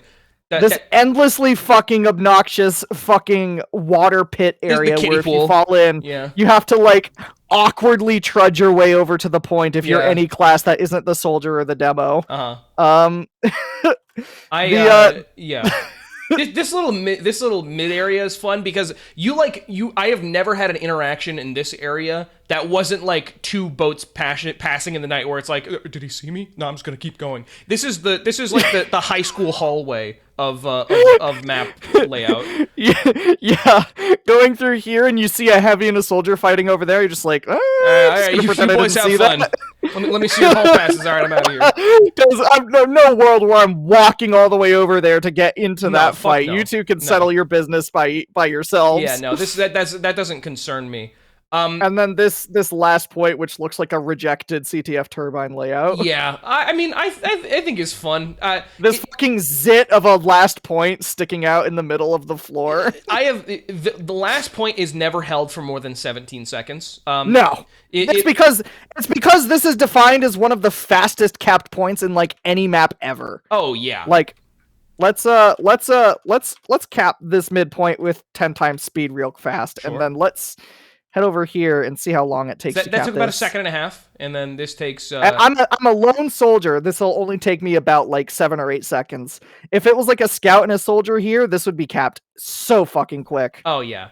It's not as fast as, some other 5 CP maps where the last point literally captures in 3 seconds, but, it's pretty fast. Like on... what's that one... what's that one 5C... No, yeah, what's the one 5CP map that's, it's like a really, really... It's like it's got the boulders in the middle and that little house, and it's really easy to do like a full soldier. You can rocket jump from one base to the other. Do you know the one I'm talking about? Yes. No. Wait. No, I don't. Wait. The boulders in the... Yes, I know exactly what you're talking about. Fuck. What is it called? What's it called? I don't know. I'm looking at the map names. I'm not seeing it. What the fuck is Buyer? I've never seen that in my entire life. What the fuck is Buyer? Are you thinking of Process? Process. That's the one. Process, yeah. Process, the final point on Process captures as fast as a fucking sneeze. Yeah. So, Powerhouse, okay. That is to say, Powerhouse is fun, but it's not very intelligently designed. I'll put Powerhouse at a high C. This map is silly. Yeah, this is a funny map. C tier I think is... You know why? I bet... C tier. Because Powerhouse was added in the Tough Break update, and Tough Break is the update that they introduced contracts in. And so I think Powerhouse was designed to be an easygoing map for people to fulfill contracts in. Yeah. You can kind of just do anything on Powerhouse and it doesn't matter. Yeah, you don't really get punished for playing unintelligently on Powerhouse. You can kind of just... It is essentially... it is it is a deathmatch with a player decided time limit. Yeah. And hey, look at that. Actually, the reason I couldn't find it down here is because it's directly the next one. Process. CP process. I kind of just want to immediately put this one in S tier. Process is an exquisite map. It is an excellent map. Process is a really, really fucking good map. I used to hate Process because the first time that I really started like playing on Process was when I was in competitive. And if you're playing against a team, against a team of like silver Smurfs when you're in bronze, then you're gonna have a terrible time on Process. Oh yeah, Smurfs, silver Smurfs for the record are, in the competitive leagues are in different tiers, and if somebody plays in silver, they can't play in bronze because that would be cheating or like unfair. And so what they'll do is they'll create alternative accounts and then go play on bronze to just fucking wipe people. Look at my awesome rollout. Look at me. Oh wow. Look at my rollout. Oh, look at her do the fucking cool rollout. Look how fucking good she is at the video game. Wow, fuck. Wow. So cool. So, like I said, because of that, my initial experience was negative with CP process, but that's because I came into competitive way too early. But like now, I adore this map. I love this map. Is so fucking good. It is uncomplicated. It has verticality. It has levels to it. There is a lot of open space for movement. There's alternative routes if you really need them, and even just this side area, like you said, it's uncomplicated. But even just this one side area that leads to the second point, you can either take the ramp, or if you're a blast jumping class, you can go up here. Yeah. And it's just all of these little decisions that were made to make this like I think this is like, and you might disagree with me. This is like the ultimate competitive map for me. I'd be willing to agree with you. Yeah, I think this is the map where if I'm playing a pickup game and we're just random players, random captains, process comes up and I'm clicking it. And look at the secondary point. It's also a spire, kind of. Yeah. I like what Solomon said. How to make a 5 CP map good? Put the second point on a spire. Yeah. I'll just put this one in. I think this goes above 5 CP Badlands, in my opinion. I'm down. Cool. Yeah, great. S tier. Process, great map. Snakewater. Fucking load up Snakewater, why don't you, kid? And we'll see. We'll see fucking boys turn to men. Check it out. Snakewater, also in my opinion, an excellent map. I can't recall Snakewater off the top of my head. Walk around a little bit. Oh, this fucking map. Yeah, no, great map. Oh gosh, would I call it S tier though? I would call this one A tier, I think. Either A or S tier, just like off the bat. Like yeah. It's got this awesome midpoint with a lot of entrances, a lot of different areas that you can navigate, Got the boxes for scouts to run and jump all over. This little ramp here that leads literally nowhere in lore, but is obviously just there to let scouts double jump over to here and then up here. It's just for scout mobility. Yeah. Or a pyro with the detonator. That's so true. Ooh. That's kind of like a double jump for a scout. Wow.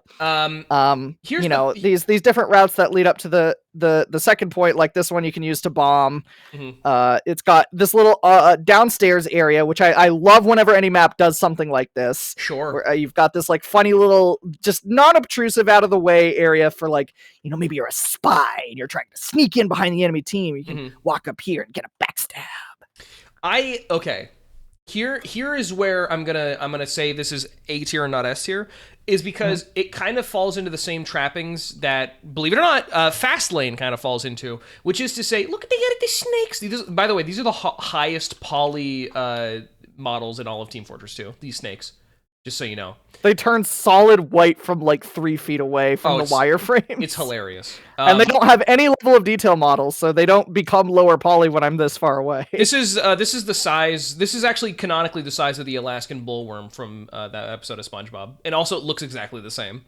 They're not models; they're displacements. I don't know what that means. Shut up, nerd. Oh my god!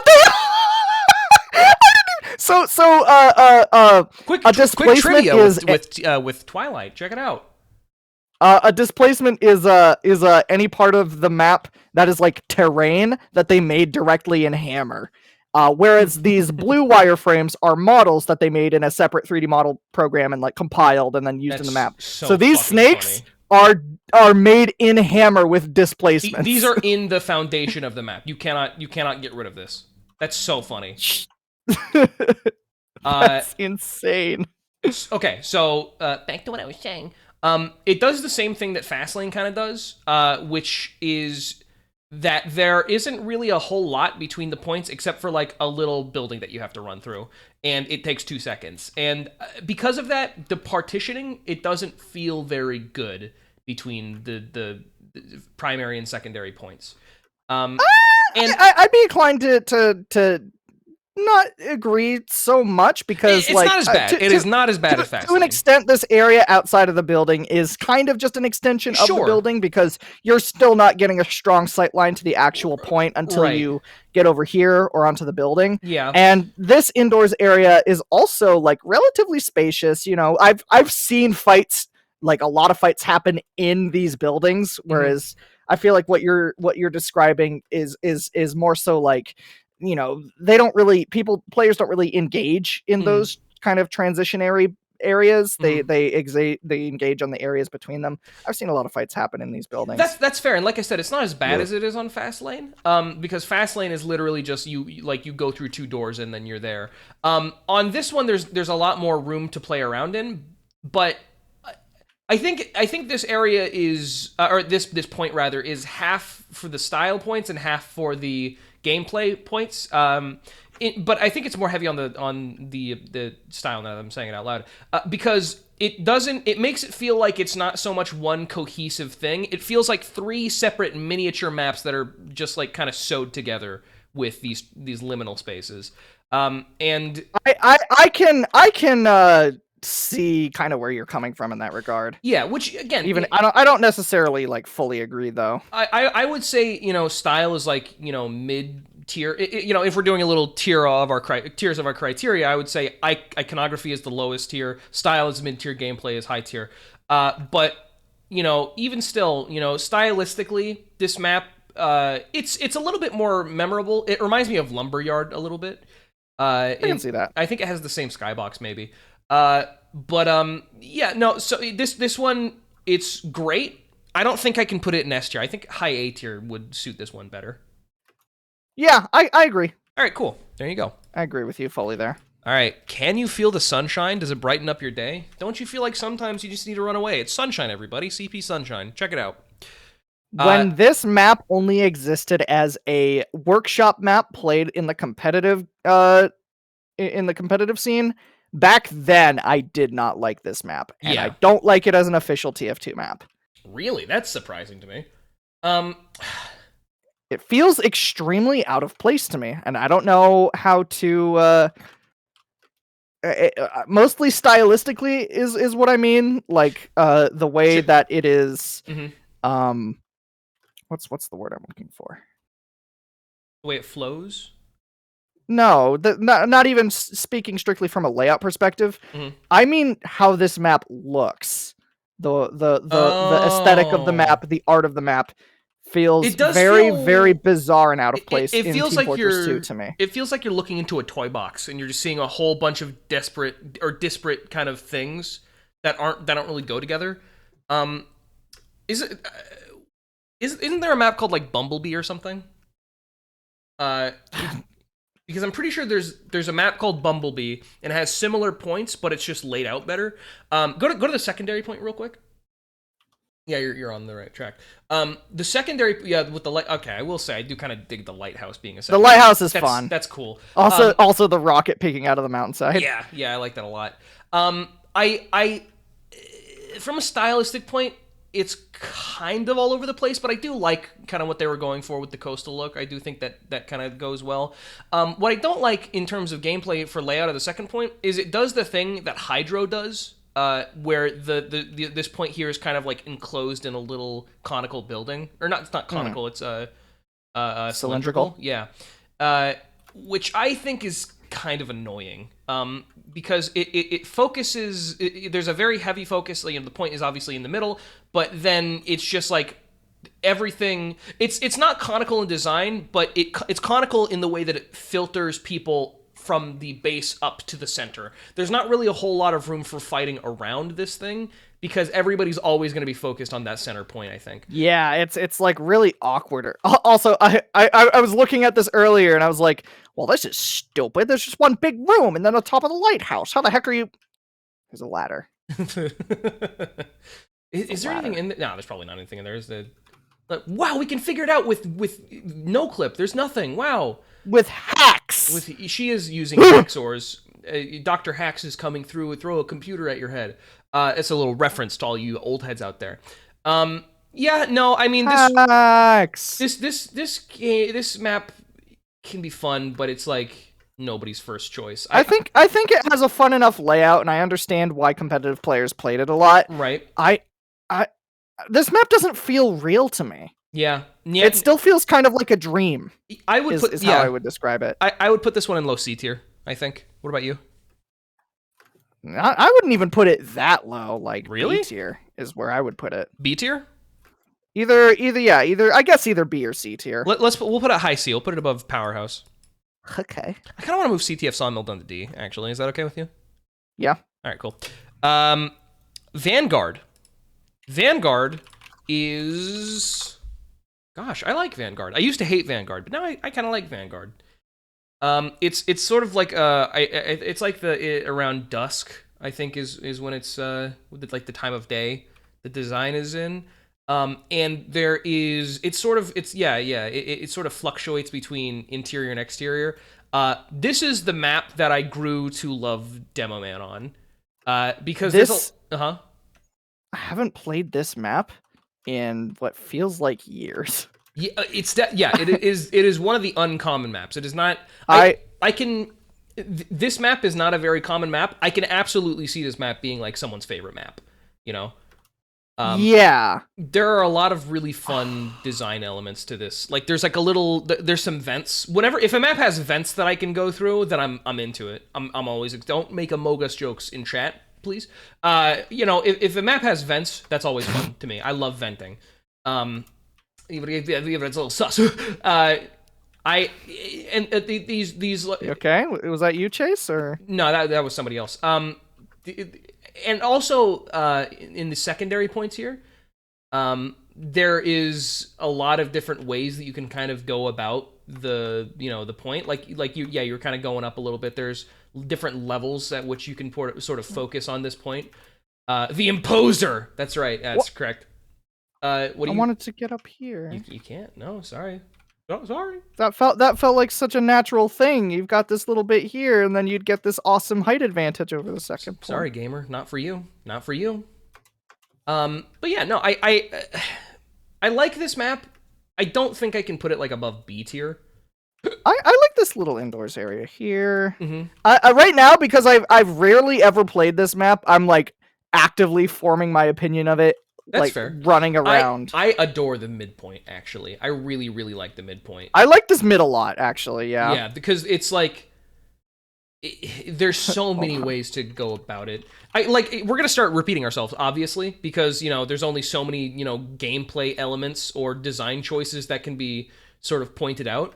Yeah. But, this map, this midpoint is just a smorgasbord of, the different, points that we've put together. Like there's a lot of areas, there's a lot of alternate paths, there's a lot of different places that different classes can shine.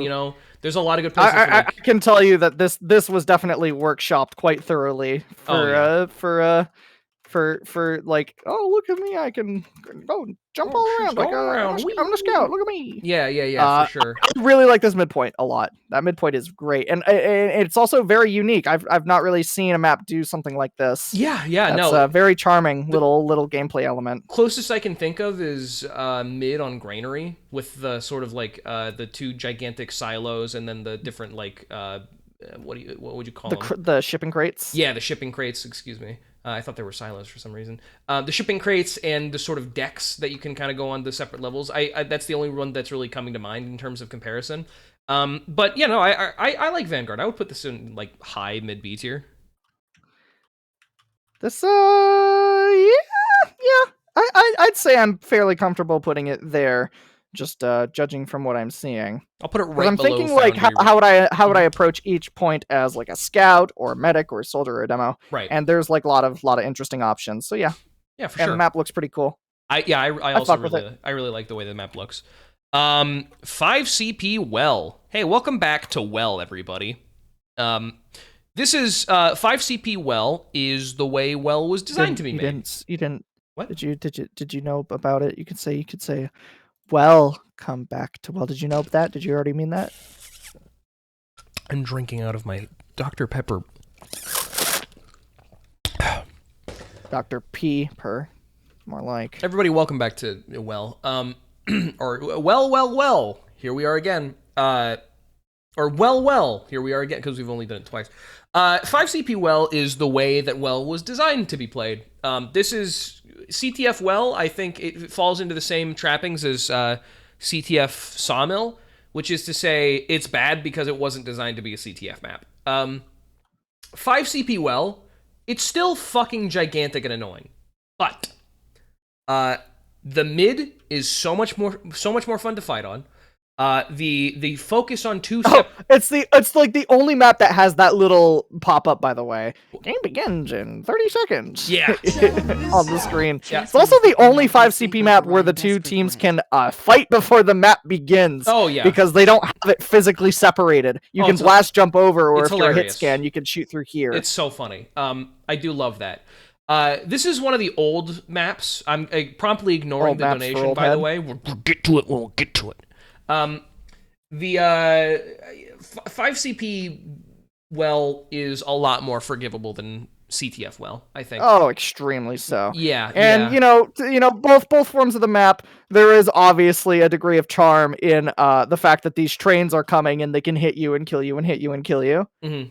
Yeah. Have you ever seen those videos where they get like a chain of alternating medics on each team and like Uber them to stop the train? Yeah. That shit's funny. So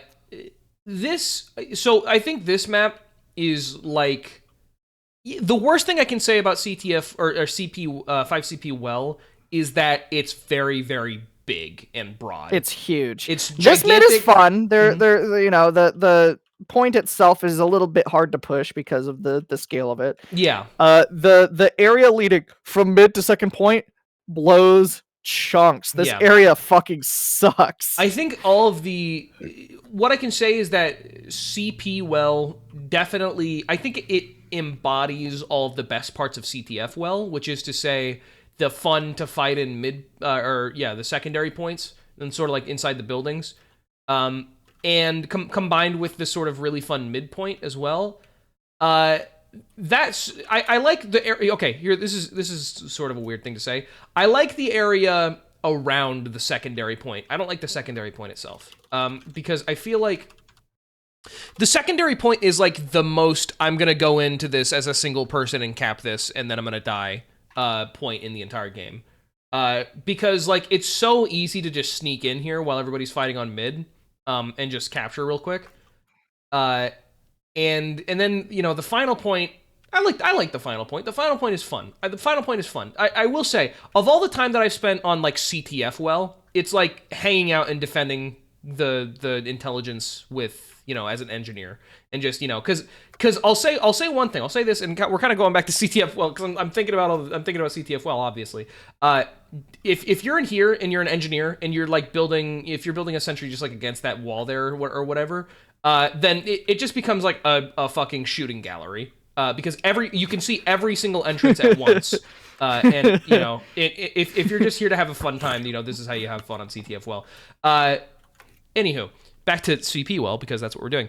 I think 5CP Well has a lot of good things going for it, but I can't really say that it's like an outstanding map. I think this is a very mid map.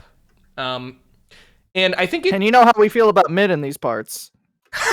I think this very comfortably occupies a high C tier for me.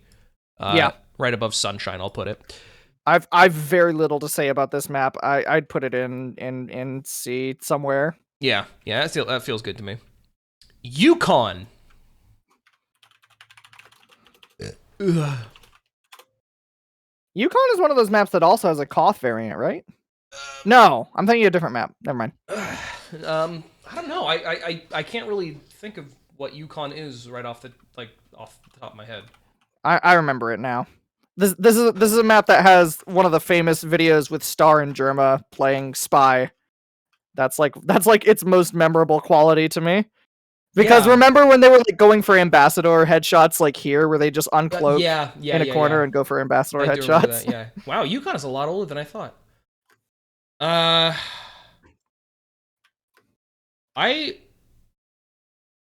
this is such a nothing map.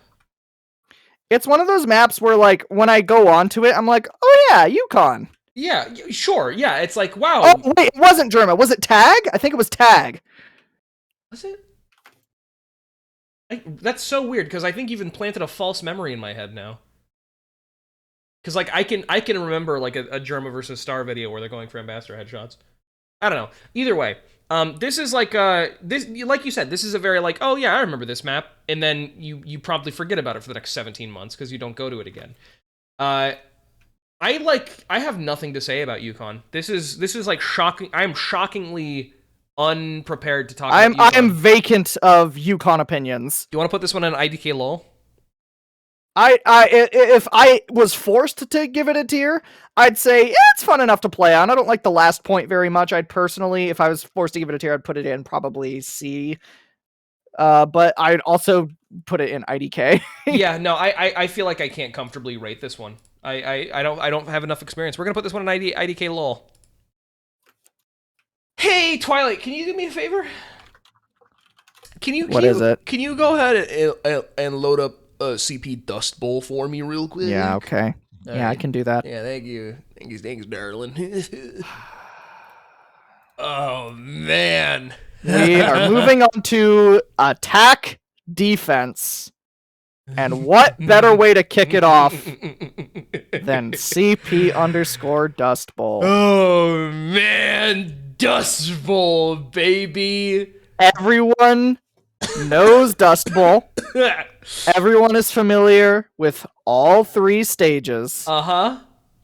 Everyone is familiar with all 17 flavors that top milk. All 31 cream. Flavors available at Baskin Robin. This is 2 Fort, Dust Bowl, Gravel Pit, and like 1 payload map that I can't think of right now. Those are the first 3 maps that you play on when you play this game. This game of Team Fortress 2. And that's not necessarily a good thing. Dust Bowl. Let's take this one step at a time. Yeah, we could moan and groan and be like, Dust Bowl, where to even begin for like an hour, but like let's talk about let's walk through this game like we're playing a fucking Super Mario level. Sure. And just take it in one note at a time. So mm-hmm. We've talked about before. Mm-hmm. Well, this is kind of the iconic like fucking it is the Dust Bowl. It is all the fucking dirty, dusty, grimy ground, the very Western kind of feeling. This is the epitome of base TF2 aesthetic, I think. Yes. Mm-hmm. Yeah. Where everything is kind of just orange. Everything's orange, everything's old and rusty, and everything is industrial. And so I have to say, let's start on the good things about Dust Bowl. The aesthetic is on point for Dust Bowl. There's a lot of the terrain itself sort of acting as barriers, because in a lot of these maps that we've talked about, most of the barriers are in fact man-made. It's all just a bunch of buildings blocking the way. With Dust Bowl, and I feel like this is something that a lot of newer maps kind of lose, a lot of what blocks you is like the mountain in the middle, kind of bisecting the map here between the first and the second point on first map of Dust Bowl. Which I think is something that really can't be said about a whole lot of other maps. Going through like a mine shaft. The only other one that I can think of right now that really does that is, funny enough, Coal Town, which is an MVM map. Um, Yeah, no, you know what? That's a good point. That's something I hadn't considered before, but I think you're pretty right about that. yeah, And maybe Thunder Mountain, yeah, Thunder Mountain which as well. the whole gimmick is that it's a mountain. Right, of course. I love Thunder Mountain. Sorry, no, we're getting a little bit ahead of ourselves. I think we're gonna do the attack defend maps. That looks like it's where we're gonna. Yeah, we'll stop. How about let's stop at Hydro, because then when we get to Badwater, then we start with the payload maps. So Dust Bowl. The problems. Let's talk about point 1, stage 1. Twilight, lead us into point 1, stage 1 of Dust Bowl, please, if you'd be so. So kind. on blue team, the offense, the offending team, right? You'd think that, one of the main problems that I tend to have with maps is that they're a little choky. You got too few entrances, and those entrances are too small. Mm-hmm. And you'd think maybe that could be a little bit solved by, this exit out of spawn on the first point, having the 3 separate exits, except that they all lead to generally the same funnel. Yeah. Remember, and they're also all hugely distant from the defending area of the red team. If you recall what I was saying about Ctf Well, the final point of Ctf Well a moment ago, about how all 4 entrances to the final point are visible from the intelligence, and how much fun that was. It's not fun when it's the entire team versus the other entire team, and the one team is trying to make it out of spawn. This is the most spawn campable map in the entire fucking game. It's one of them for sure. Yeah. And this is a good example of that, because even just like standing up there, you can see all 3 choke points. If you're a sniper and you have decent aim, and your team is cleaning up the stragglers, then you're gonna have a fucking field day on this map. And so it's just, we're sort of seeing the burgeonings of unintelligent design sort of begin to rear their head. I think maybe it was a little bit more forgivable in the base game, where it was just all the vanilla weapons and loadouts and stuff, and you had a much more limited sort of color palette to work with in terms of when engineers couldn't upgrade any of their buildings except for their sentry. Yeah.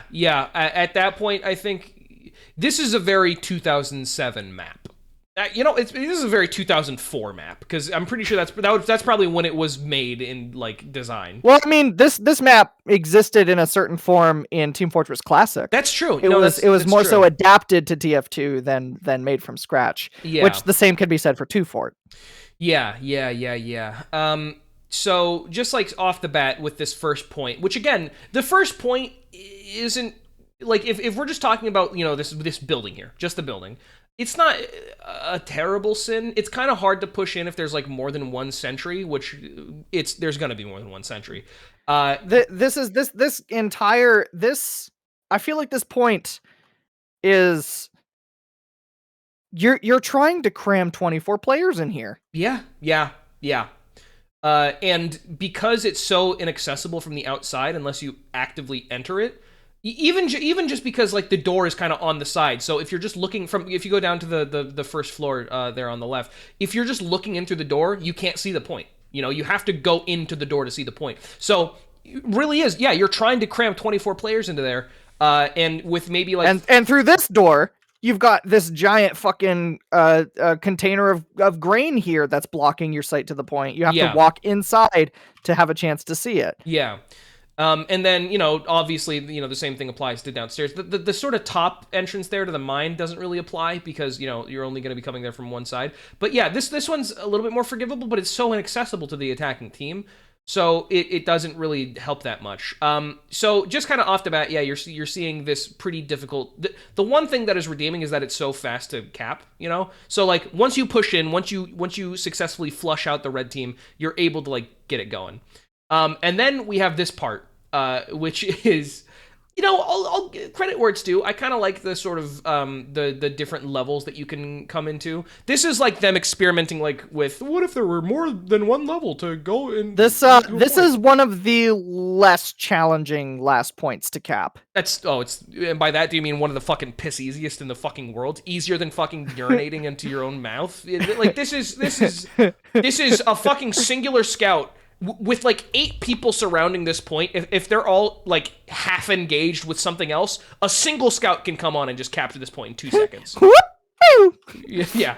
Because normally your engineers are either gonna have a sentry here or they're gonna have a sentry here. Yeah. And there are no other spots they will ever put sentries. And neither of them look directly at the point. So if you can like take this one does, but it's to an extent that like because it's here sitting in this it's extremely extremely cramped corner, it's very easy to push and to destroy. Literally the only thing it reliably covers is the point. You know, because with the little choke point up there, little hallway that you can lead into, it can still be kind of like ducked and you know peppered until it's dead. Vastly more times have I played on this point, and it's been captured by either a bonk scout or a spy uncloaking in that corner, than has it actually been captured by like a team pushing with an Uber or like something like that. Yeah, this is just a very clumsy second point for CP Dust Bowl. So yeah, I think that pretty reliably covers why this first area just fucking blows. Let's move on to the second point. Check it out. The second point is, I think, awful. Really? I was going to say this is the best of the 3 points, this area stages. Here is That's true. Awful. That's true. Point spawn, blue spawn of Dust Bowl, blue spawn of stage 2 Dust Bowl is fucking terrible. Dog shit. It is fucking horrible, awful, literally worst designed spawn of any TF2 map. Quite literally and also metaphorically an uphill battle. The only boon that you have is that you respawn in like 3 seconds. That's it. Yeah. Because the only way to reliably push out is just by being an unrelenting force. Haha, look at me! I'm a soldier, and I've got a medic on me, and I just a medic. Which, by the way, if you go down to this little area down here, has 2 full health packs. That is insane. That is nuts. That should. And then you got another one back here. Yeah. Over here, you've got a fucking health kit. Yeah. Like, what the fuck? Inside here, you've got a health kit. Up here, we've got a full health kit. This place is abound with health that the red team does not need. The red team doesn't need, and the blue team cannot have. It is if those 2 full health kits were replaced with 2 little pill bottles, and the one health kit back there, just like in the middle of the fucking stage for no reason, was just removed outright, then I think it would be a little bit more forgivable. Because as it stands right now, the only time the red team is ever punished in this particular, in this point of stage 2, is if they fucking get up from their computer and go get a sandwich. That is the only. Like if red team makes the horrible mistake of turning their computer monitor off, then I can see how blue might be able to push in. Yeah, no, like the. But even then, if they keep their mouse in like a similar enough position as a soldier and keep just clicking the M1 button, yeah, literally, turn off my computer monitor. Yeah, you're gonna have a fighting chance then, especially on this little back area right there on the right. This little push-in area. I have seen a million heavies come through here at once, and a single pyro kill each and every one of them quite easily. It is fucking inane. It is crazy. 'Cause here's the thing. I think this is presented as like, oh, you can do a funny little flank. If there's a sentry here, you die. Yeah. And also, it feels like it's geared towards the classes with less mobility. But then, if you want to get up there as like a heavy, have fun playing the fucking jump 1, crouch jump 2, crouch jump 3, climbing up the fucking jungle gym. Yeah, no, it's terrible. So go ahead and capture that point. The most fun you can have is in the little interior building point right there. I think that can be kind of fun. But like aside from that, I think Dust Bowl would be a lot more fun if the heavy and the light classes didn't exist and all you had were the mid classes. Like if you could only play as pyro, engineer, medic, and like sniper on this map, I think maybe I could have fun with it. this map, one of the rare few examples of a physics prop that you can break, which actually like changes how the map is laid out. I've never seen that before. That's really interesting. That's neat. Yeah, it used to be that you could, there were these barrels and you could press plus use on them to like shift them, and while they were moving, you could walk into them and hide inside of them. I think they changed that though. That's hilarious. By the way, Tom Fox, thank you very much for the raid with 373. Well, it said 265, but the host 373 viewers. That is quite a lot. Currently, we are ranking every single map from Team Fortress 2. We're doing all of them up to Hydro today. And then we're probably going to do a second and maybe a third stream later on where we're going to get to the rest. But we've already ranked these, however many there are, over the past 2 hours or so. Tom, thank you so much for the raid, my guy. What is up? Happy New Year, everybody. Welcome to the stream. My name is Clown Depot. You can find me on Twitch and Twitter at Clown_Depot. I'm joined by my friend here, the impeccable Twilight. You can find her at BytesDev on Twitter or TwilightPB on Twitch. She is the creator of a video game called Rolled Out, which is the best marble-based game you can play on the current Steam marketplace. So buy it. It's Lofty claims you're making. I played it. Look, kid. You know, you're just saying that because you're the announcer in it. That's you're true. You're trying to butter me up so I bring you back for a second session. When Rolled Out 2 comes out, I want to guarantee my position as the announcer. I don't want you replacing me. Anyway, thank you everybody for coming. Thank you again, Tom, for the raid. We're gonna get back to shit talking Dust Bowl into the ground. So second point, stage 2 Dust Bowl. I like this point actually. I do too. Quite a lot. That's why I was gonna say a second ago. This is, I think, my favorite stage of Dust Bowl because I really like stage. I think point 2 stage 2 and point 1 stage 3 are my favorite points in Dust Bowl.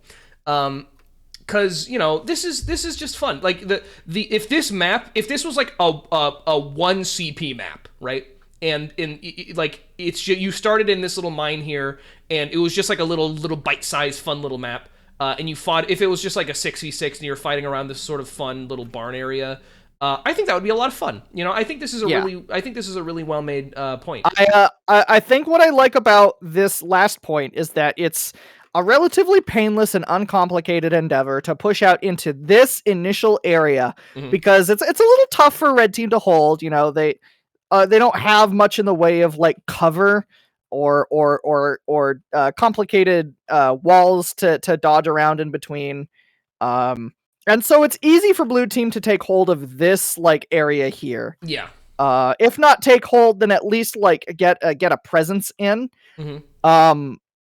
And then this area is very interesting both to push and to hold, despite its geometric kind of simplicity. Yeah. Because, there's not a whole lot. There's not like a whole lot of complicated mind games that you can play. It sort of falls into that checkers mentality of like, well, you know, if A then B, B then C. You know, it's not like there aren't like 17 different choices you can make based on how each individual small point or like choke point is captured. But despite that, it's surprisingly enjoyable to fall into the motions of defending or attacking on I really like this point because it's simple but it's balanced. Unfortunately, these are all favorable things that we can say about Dust Bowl in spite of everything else.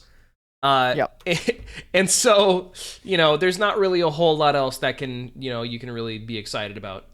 Moving on to stage 3 now of Dust Bowl, the final stage. I think this one is probably the stage that you have to put the most thought into when you're playing. Though that is overshadowed by, I think, the most infamous choke point in all of Team Fortress 2, which is approximately 2/3 of the entire map. This extended hallway leading up to the final point. Oh boy. Oh man. Oh golly. Oh geez. And you want to know what's so funny about this also? Is the fact that you didn't even think to mention, and this leads perfectly into the point of nobody fucking knows about or takes or is interested in the one alternate route. I have never once seen more than 2 people at a time in that choke point, including myself. Like, and it's because when you go down here, Uh-huh. First of all, you have this extended alleyway over here, which is completely Useless. inconsequential. Nothing It's completely, happens. it's nothing. It means nothing. It is nothing. This feels like a prototype of like the fucking one of the final stages on Gold Rush. A little bit, yeah. Where you had the kind of side area here. Mm-hmm. Yeah, see in the chat a bunch of people saying I've never gone down there, I've never seen that tunnel. Uh-huh. Like because here's the thing is if you do take this choke point, the only thing it can do for you is if you're a medic combo with someone else and you're going to Uber up these stairs because it gives you a bit of a kind of surprise advantage against the red team players. Right. Or if you're a class that can blast jump, because then you can be like, woo! But even if you do that, there's probably a sentry right here. You're going to immediately die. Yeah, it just puts you what that choke point or what that little tunnel does is it puts you in the front of the line to be killed next by the ruthlessly defending red team, because also that is literally one step outside of their spawn is that point right there. Yep, right here. Yeah. You turn your corner, and this is their spawn door. Yeah. So the only possible other use case I can see for this is if you are the cheekiest sniper to ever boot the fucking game up, and you're coming down here, and you're like, woo! Click on their heads as they're crossing the bridge. But even in that case, all it takes is one of literally any class. Yeah. To walk over here, drop off the edge, and like start meleeing you, and you're dead. Because you don't have the advantage of the sightline, because you can't. What are you gonna do? You fucking look up there and snap up. This is the point where you can go and have fun if you have an aimbot, and that's it. Otherwise, you get one kill, and then everybody knows about where you are, and then it's over. And that. All of those things, I think we've been talking about this now for like 20 minutes. This is why Dust Bowl is like universally regarded as, I think, the worst like base TF2 map. It is one of the worst maps in the game, and yet, much like Turbine, we just can't seem to get enough of it. Dust Bowl is one of the shittiest maps in the game, and I can still have fun on it. Unlike Turbine, however, I feel like I gotta put it in F tier. I feel like I feel like for Turbine, at least Turbine still has some merits as a deathmatch map. Dust Bowl, the only reason people still vote for it is because they feel fucking indebted. Dust Bowl's been in the game since day one. Dust Bowl. It's like the senile grandparent who at this point is just a drain on the family resources, and they're not all there anymore. And it's like what are we supposed to do? Just abandon him? He's been here for us the whole time, up until his last breath. And they were never really truly that great for your family. Like they were always really cranky, and they never had the greatest things to say about minorities. But like, I'll be damned if they're not family. Yeah, like straight up, it is. I have a Stockholm syndrome relationship with Dust Bowl. But I have to put it in. I have to put it. We gotta put Dust Bowl at so bottom. Awful for laughing at that, bro. No, Dust Bowl is going in F tier. Like, yeah, I love more than I hate to play on this map. I love to hate this map, so it's going to bottom of F tier. It's one of the most fun maps to vote for, so you can complain about how bad it is. Oh yeah, no, 100%. Egypt. Let's go to Egypt. Wow, look at that. Does Egypt actually canonically take place in Egypt, or is it like, I don't know, who's to say, really? The lore is all over the fucking place. Egypt, you don't like this map. I think it's a fun little map. No? I don't like this map. Not at all. There's no point of Egypt that I'll tell you one thing. I fucking hate point 2 of Egypt. Egypt sucks. I think this map is annoying to push. It's annoying to defend on. It is uniformly a solid yellow, which, whatever, that's how the map is stylized. Right, it's sand. What are you gonna do? Everything is fucking sand in this map. Yeah. I like this first point on Egypt. That's all I can say that I like about Egypt. This first point is cute. Yeah. I guess. It's just, you need to Uber out these doors. which I think is a crime in and of itself. I have a lot of fun the fact playing. that if you want to push out as blue, you need to Uber out your spawn doors. Yeah, I mean, I think this particular map, I think, rewards fringe gameplay styles. Because if you're playing like Mini Century Frontier Justice Engine, you're gonna have fun. If you play like Flog Pyro, you're gonna have fun. If you're playing, fucking for some Demo Knight or Market Gardener Soldier, Demo Knight, Market Gardener Soldier, like fucking melee only heavy. You can have a lot of fun on this map, but if you're like, but here's the thing is like these are all qualities you could ascribe to, for example, Hightower, and I'm sure it's not going to be a favorable note in that map's favor. Mm-hmm. Yeah. I like. This is a cute map, and there's some fun stuff to do on it. But like, if I'm playing the game and I want to play the game in a normal, non-insane way, then this is not, it's not a very accessible map to do that. Also, somebody just asked if the 2014 map that they never finished, the space map, is on, and I think it is. What Asteroid? Asteroid? I believe Asteroid is on here. Yeah, it is. It's on the left. Yeah, there it is. Yeah, Asteroid. Yeah. This is every single official map in the game. We're not going to get to it all tonight, though. No. We have I think 9 more maps to get to today. So I would put this in low C tier, high D tier, Egypt, I think. And like, the only reason I'm saying that so quickly is because we all fucking know what happens after the second point. Like, I think there's one more stage of Egypt after this. And it's just kind of forgettable. It's like, it's this one big... This huge tower that you have to climb. The goddamn Tower of Babel. Yeah, the Tower of Babel, and then the smallest second point known to man. It's this little fucking tiny this second... There is a third stage, by the way. There is a third stage? Wait, which part is... remind me what third stage looks like. Oh yeah, it's another tower. And then the third stage, and then the what's the final area? I think this point is cute.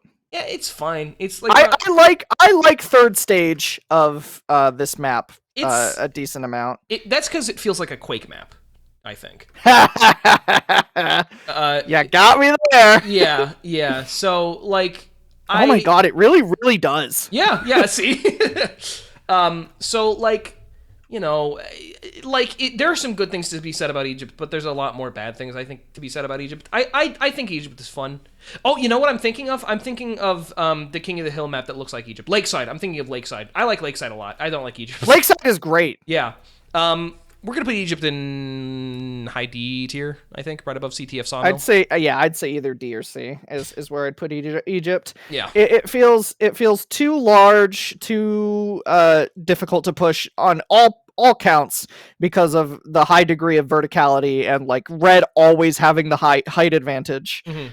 And then all of the final points being relatively choky and difficult to push. Mm-hmm. So that's Egypt. Hey, let's go to Gorge. Let's go to a fucking good map for once. Jesus. Okay. I really like Attack Defense Gorge. This is when I started really playing TF2 at the level that I do now, which is to say semi-competent casual player, like somebody who can pump stomp on occasion. CP Gorge is like I was playing with my friend Jaden. And they gave me my first ever unusual, which is my Cloud 9 Brimful of Bullets for the sniper, which still has the original description tag that they put on there when they gave it to me as a birthday present. So shout outs to Jaden. Thank you very much. And this was one of our favorite maps to play on together. I don't talk to Jaden that much often. We talked just recently, and it's always a pleasure to hear from him. But the majority of the bonding that we did was on 5CP, Attack Defense Gorge. And so because of that, I feel like I'm at least somewhat biased about this particular map, but I feel like everything good that can be said about 5CP Gorge is absolutely accentuated and brought out in full force in Attack Defense Gorge. I can agree with that. Yeah. I do want to say that sure, go for it. This last point, which is the midpoint on 5CP, mm-hmm. is a lot more fun to interact with on both sides in the attack defense version than it is on 5CP. Yeah, for sure. I think it's a lot more accessible. I think when you I have a storied past with these few hallways here oh yeah on defense, oh yeah playing as like sniper or as like engineer and dealing with random scouts and spies that Oh, come on yeah. past, and we have like all these little duels back here. That's a lot of fun. What love I was that. saying about Egypt and fringe gameplay styles, that hallway is for fringe gameplay. That hallway is for the demo knights and the fucking mini sentry NGs and the Huntsman snipers. And all kinds of silly ass engagements. Oh yeah. In this doorway with like people peeking through here, or like or coming out through here and like having to deal with that. Like there's just a lot of really great moments Yeah. that you can get. That I feel like only happen in attack defense because of how much gameplay is focused around a single point. Yeah. Compared to the 5CP version where shit is constantly moving around and you basically only ever encounter like one other player at a time, or maybe two. Yeah. I just really like Attack Defense Gorge. It's just such a cute little map with so much personality. It's one of the maps that I think has the most striking and memorable visual styles, where you're coming in from the forest and kind of sieging this factory. I really, really like that a lot. Yeah, that's a lot of fun. Yeah, that's so much fun. So I would put if it were up to me, I would put Gorge in S tier. But I would settle for A. If up there with Process Badlands, and I'm sorry, what map is that? Oh, that's Turbine. The CTF. That's not where we put that. That's CTF. Yes, it is. No, it's not. That's not where we put that. Are you sure? Yes. Where did we put Turbine? Remind me. Help me to recollect. Pretty sure that was in C tier. No, it was in B tier. We put it in B tier, and I wanted to put it in B tier because I wanted S tier because I really like Turbine. Fuck. I'll put it Attack Defense Gorge up in S tier though. I'd put Gorge in high A personally, but I'm also comfortable with S if that's where you want to put it. I do want to put it there, so thank you for respecting that. Nice background. Moving on to Junkachin. This is, I believe, if I'm not mistaken, this holds the record for the smallest map in Team Fortress 2. This map is fucking tiny. Yeah, no, what I was saying about fucking Powerhouse applies tenfold to Junction. This is a Polly Pocket playhouse. It's one of those bitches that you can put in your little fucking coin purse and then forget about. It is approximately the circumference of a United States dime. And all of it takes place in these little cramped corridors with low ceilings. It is the most cramped, uncomfortable map in the entire game to play on, in my opinion. And anytime you try to rocket jump anywhere, your head's gonna get caught on some fixture or some light or some edge or some railing, some vent, because it is wrought with detail. Yeah. This would be a good map if you're playing like a fucking Simpsons power plant RP. But this is the map where every single player who has 3,000 hours in the game and only cosmetics for their pyro plays on. Mm-hmm. Yeah. No, This is where Flog goes to live and to die. Yeah. This is where Degreaser Extinguisher reigns supreme. This is where the Tomislav is well known. The Tomislav is well known in these corners. Yeah, this is the forgotten mid-tier weapon playground. I can't say a whole lot of good about Junction, I think. It is where every awful player who plays the close range classes because they can't, shoot a projectile or aim a bullet. This is where they love to live and live to go and go to love and live into. This is where they will live and die. Yeah. I've seen pyros raise families in these buildings. Yeah. That one guy was like, well, I've never been outside the state lines, but I do sure love it here. This is their favorite map in TF2. It feels like this should be the only map with a DM prefix.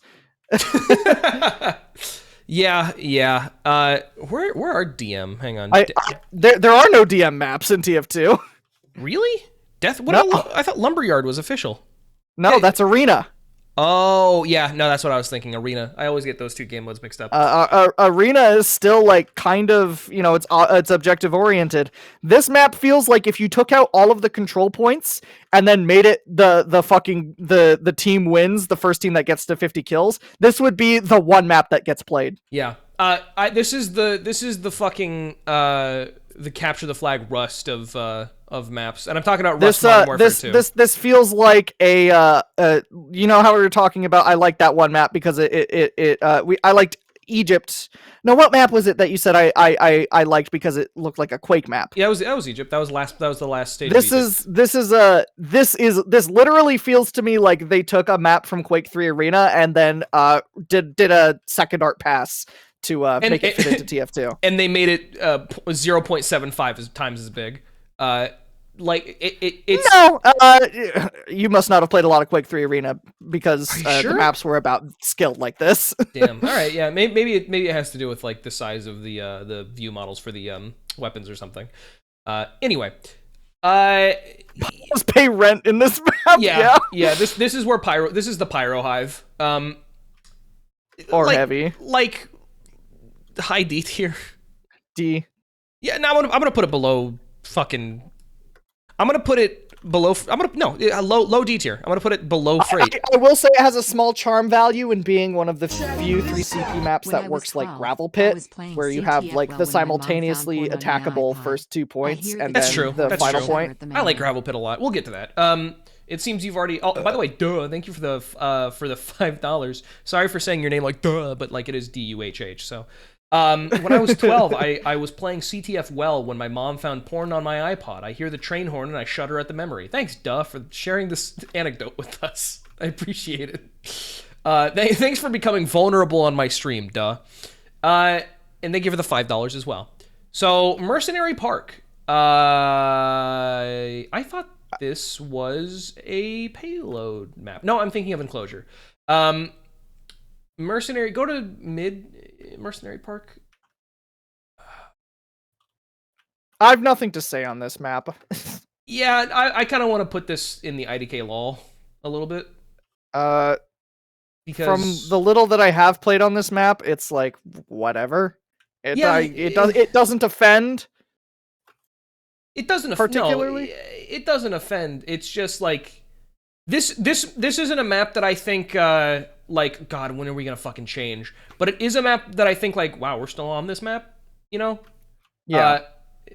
The crocodiles are fun. Get eaten by a crocodile, please. Get eaten by a crocodile, please.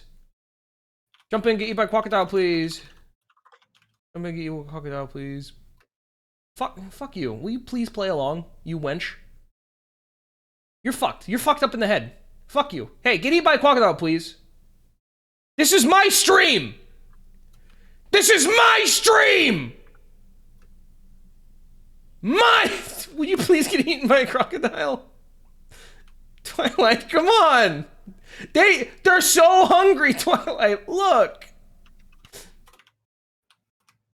Oh, Twilight, come on! There we go.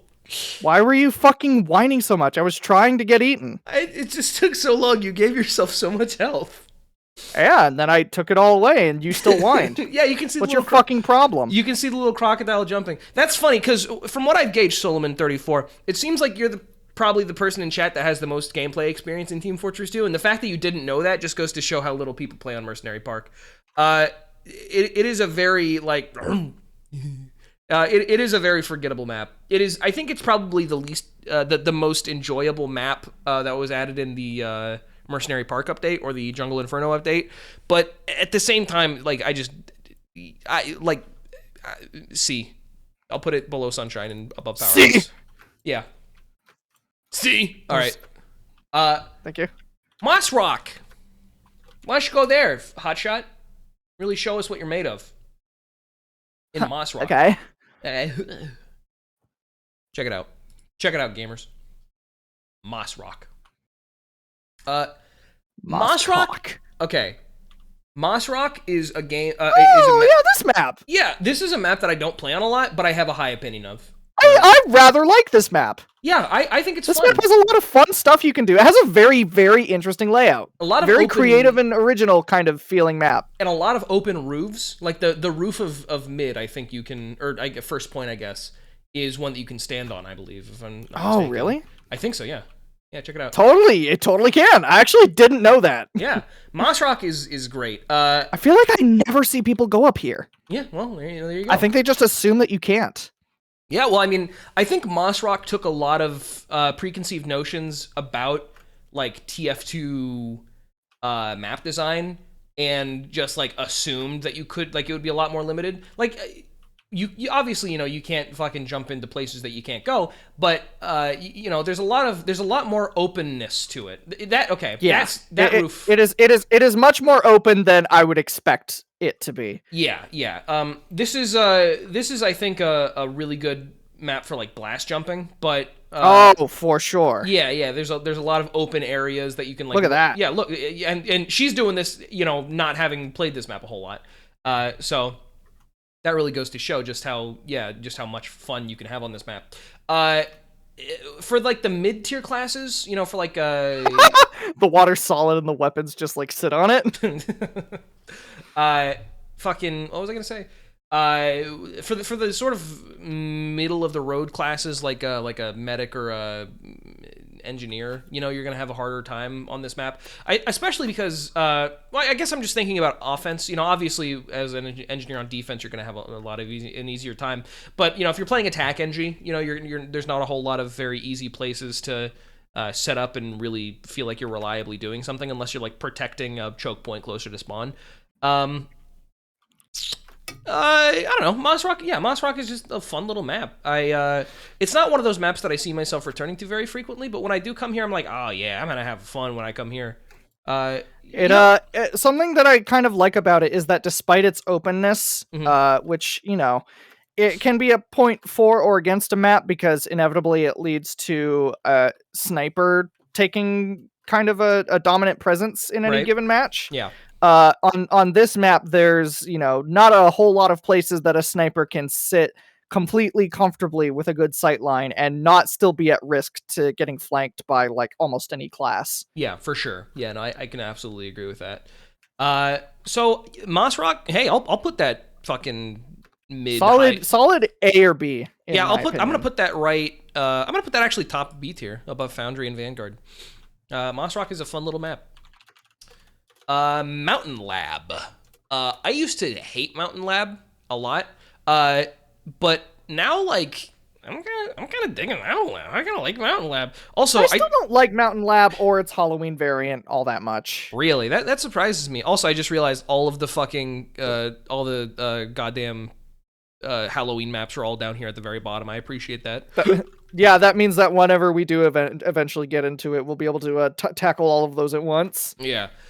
Let's see here. Mountain Lab. This is what? Spilled Coke on myself. Oh, don't do that. You okay? Can't spill it anymore. She sucked it up off the table. Nope. Mountain Lab. This is going to be weird. This is going to be a weird sort of comparison to make. Also, Junior Space Junk, thank you for the 120 bits. Fully don't know anything about TF2, but hearing y'all talk about it so passionately has been really nice. Well, thank you, Junior Space Junk. I'm glad you're able to find that enjoyment in the stream. Mountain Lab is the map that I have found the most friendly but still competitive players on. Because when you say friendly in TF2, what are you? Is that a hard disagree from you? I have had those matches before, but this is also where I've had some truly awful experiences with like teams that had, you know, 4 soldiers, 4 demos, 3 medics, 2 engineers, and 2 heavies, just like crowding every single corner. Yeah. And even as the red team, if we somehow managed to cap this point, if they like they'd still try and like push us all the way back to our spawn. Yeah. Well, I get that. There are definitely a lot of places that can, you know, sort of, there are a lot of vantage points for the heavier classes, and especially the explosive classes. But, you know, despite that, And what I was going to say earlier is because when you say friendly in Team Fortress 2, it comes with the connotation of, somebody who crouches down on the ground and doesn't attack. No, that's not what I thought you meant. No, yeah. So I was clarifying for chat that when I say friendly competitive players, I mean people who are trying to kill me and playing the game regularly, but they're the most likely person to, when I headshot them, they will say like, holy shit, nice shot, dude. Yeah. You know? Which is a spirit that I've done my best to embrace. Like I was dominating somebody the other day as demo man. I think actually last night, and they got a headshot on me, and I was like, "Holy shit, nice shot!"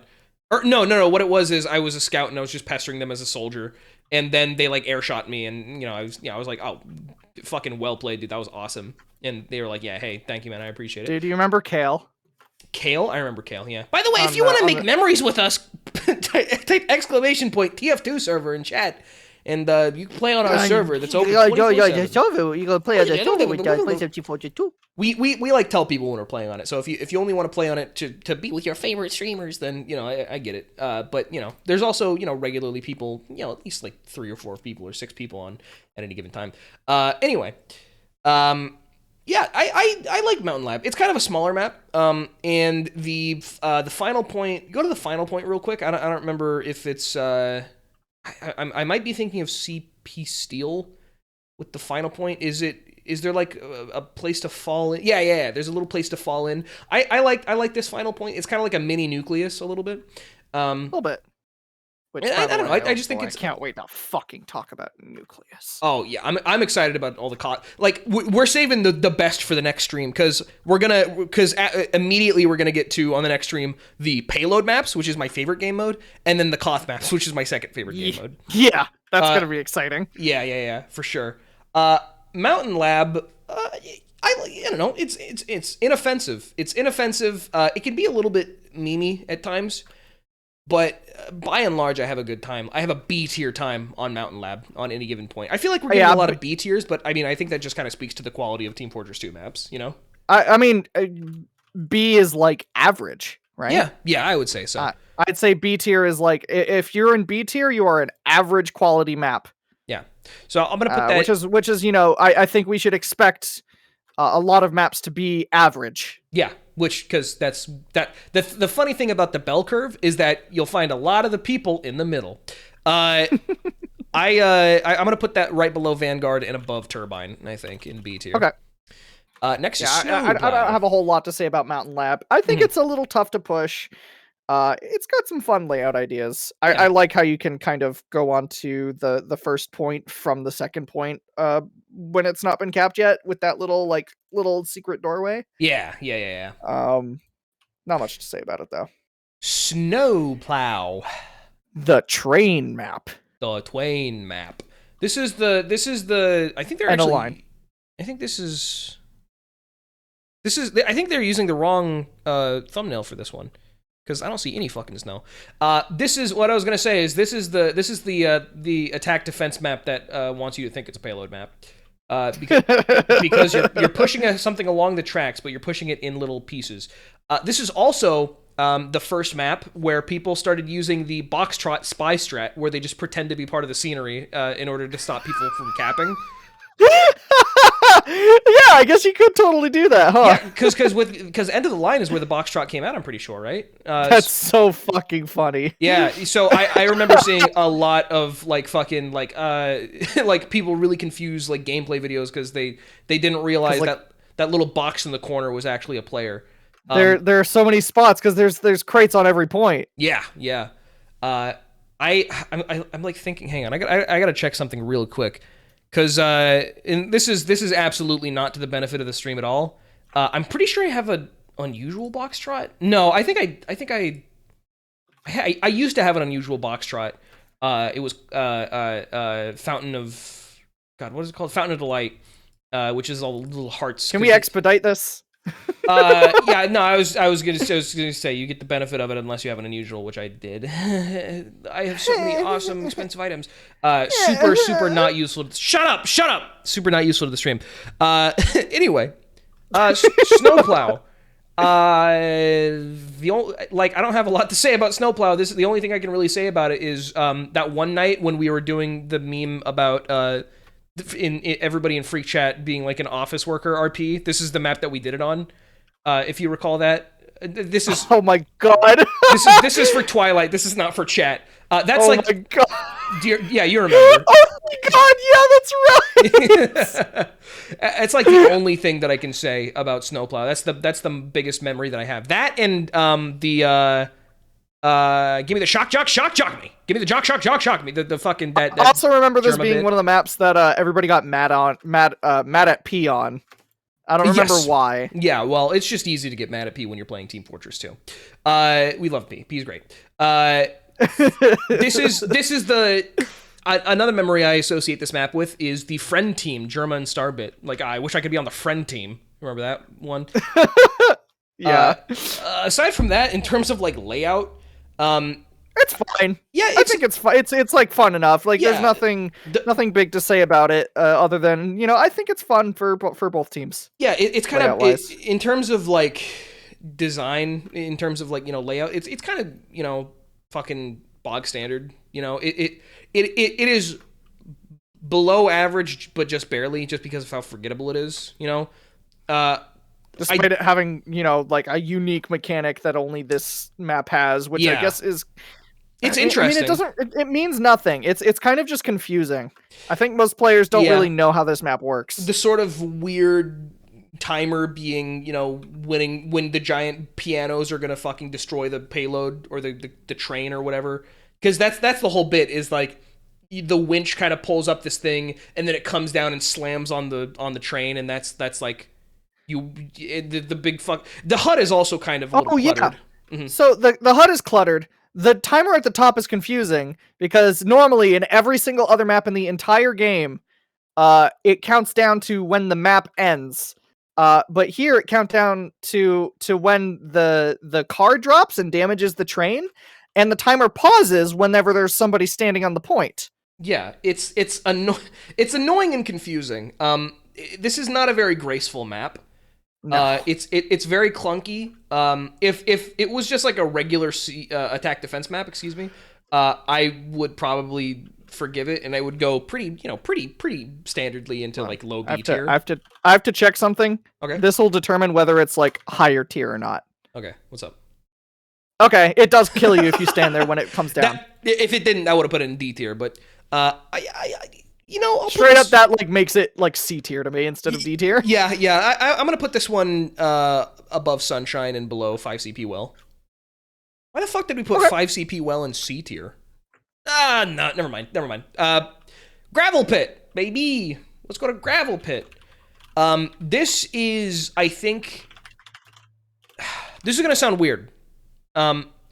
If like Turbine is like my home map, if that's like my home turf, this feels like home to me. Gravel Pit is like my home neighborhood. Because Gravel Pit, I have so many warm memories on Gravel Pit, just like late night, a server with like, fucking, 6 people in it total, just kind of, just like 2 people attacking, this side while you're like an engineer setting up on B instead of C.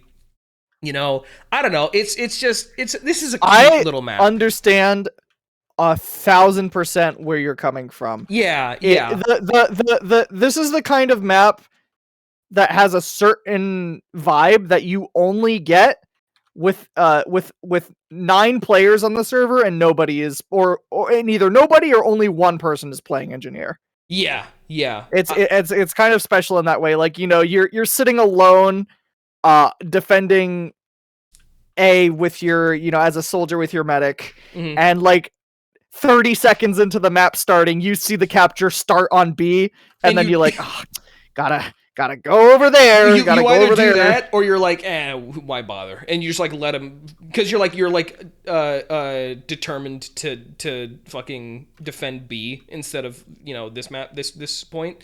Because in the context of an actual like 12v12 match that I think you're expected to have in this game in casual, Mhm. In that context, the only part of this map that's any fun to push is B. Oh yeah, because there's so many fun NG things you can do on it.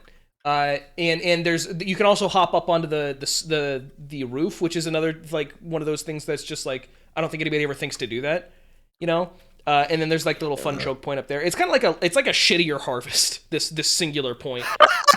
Oh my god, yeah, I can see that. Yeah. Oh, I'm excited. And then last point is just like I fucking hate this point. Really, pushing into it. This is such a cute little point. I don't know. Let me be clear. Uh-huh. I think the point itself is super cute. I love this idea for the sea like actual capture area, Right. especially all the shenanigans that can go on up here with Right. like anything that does knockback, like a sentry or pyro air blast.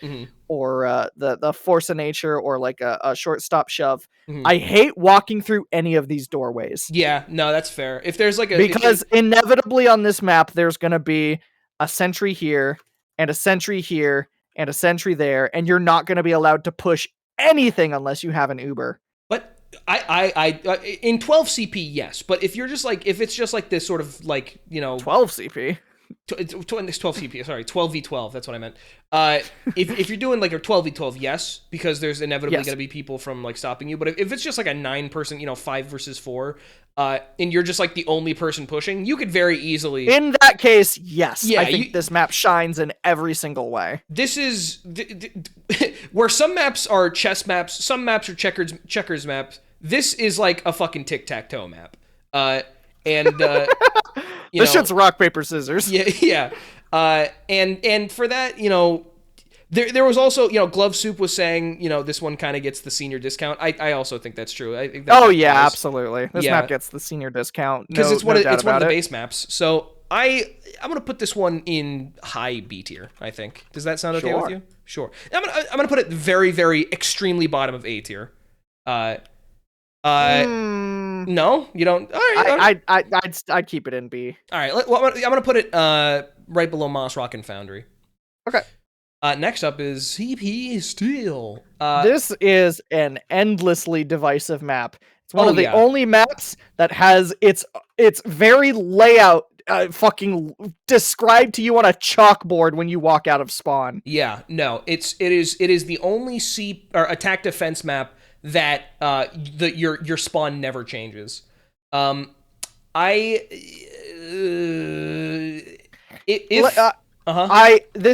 map is a lot of it's very cool.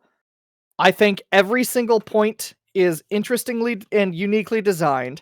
I think it's fun to play and to do combat on. Okay. I love the gimmick of every single point layout kind of changing with each point that you capture by doors opening and new routes becoming exposed. Right. But this is, despite all that, I just like, I don't know. I think here's what I'm going to say. This is the map. The barrier to entry on this map is you have to have 500 hours, you have to know what every single weapon does, and you have to have at least, 20 hours in each class before you can learn to enjoy this map. Because this is the least beginner-friendly base game map, I think, in the entire game. Nope. Do you have any idea how many... this is me agreeing with you. Oh, okay. You have no idea how many poor babies I've seen. Yeah, it's just so sad. It's so sad. Many children have been lost to the depths beneath E. Yeah, no, it is. Oh. But this is also the map that every baby gets its first spy back cap on, Yeah. This is the map where boys become men, I think. Yeah, like fucking 50-hour TF2 player doing a spacebar rocket jump, no crouch, over to the last point, and like waiting and like. Yeah, they're so fucking scared. This is. Do you think they know that I'm here? Yeah, this is the map that it's like I'm still nervous to play on, or like new players are like nervous to play on. Hold on, wait. I'm gonna RP for a second. Okay, go for it. Check it out, everybody. This is gonna be hilarious. That's what you just saw has been seen on exactly 100,000 different computers. Yeah, no, yeah. the fucking The crouchless, you don't look behind you, you look directly at your feet, and yeah. the pencil jump. The fucking pogo stick. Despite everything, I think this is just a fun little map. I can't say that I think it's a particularly good map. Okay, did you ever get that feeling when playing this game where you were nervous about, like, at the very beginning, when you were nervous about what other players thought about you? No. Really? Okay. Because I started playing this game back in 2007 before I realized that other people on the internet were like human beings. That's fair. I was indoctrinated into the fact that people play video games before I could play them, because I for as long as I remember, I've lived in like the middle of the country with shit internet and like even shittier computers. So I was unable to play this game on a computer with good internet until maybe like 2013. No, not even 2013, like 2016. It had to have been, because at that point I had access to good enough internet, and I finally had a computer that I could play it on. A computer. But before then, the only time I could play TF2 was when I went to my friend's house and I waited for him to go to bed, and then I played on his computer until 2 a.m. I spent a lot of time. Shout outs to Connor. Sorry, bro.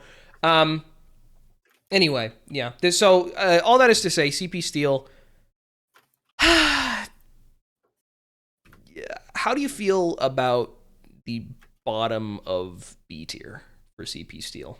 I don't know. I really like this map. Do you want to? Let's put it bottom of A tier. How about that? Right below Cold Front, I think. Okay. All right. Yeah, I fuck with that. Hey, here's an interesting question. What do you think of DeGroot Keep? I don't play on it. Okay, my turn then. I make the active choice to not play on DeGroot Keep. Can I tell you something, Twilight? That's a fucking shame. Because DeGroot Keep being the only medieval mode game or map in the entire game is a lot of fun. This map is like, when it comes up on the vote, I'm like, all right, let's play some DeGroot Keep. And then, we play on it for the 20 minutes or whatever the map time is, and it's like, all right, let's play something else. I have very fond memories of going to DeGroot Keep, and because this is like, for me, this was like easy mode. This was how I kind of got to learn about like basic player interaction and stuff.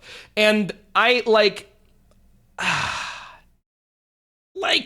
don't know. I just really, really like DeGroot Keep because it does something that no other map does, which is completely change the tier list for the meta. It completely changes the entire meta by limiting you to medieval weaponry, which I think is incredible. I will say that DeGroot Keep is a place where player personality shines the brightest. Yeah.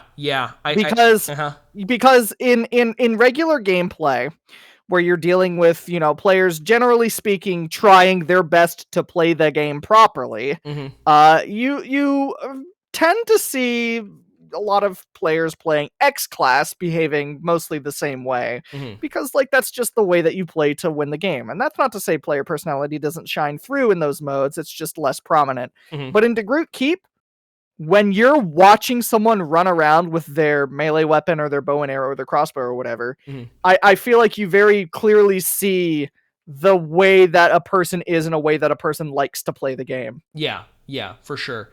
And you see a lot of very silly interactions as well. And that's like this is like the silly map to me.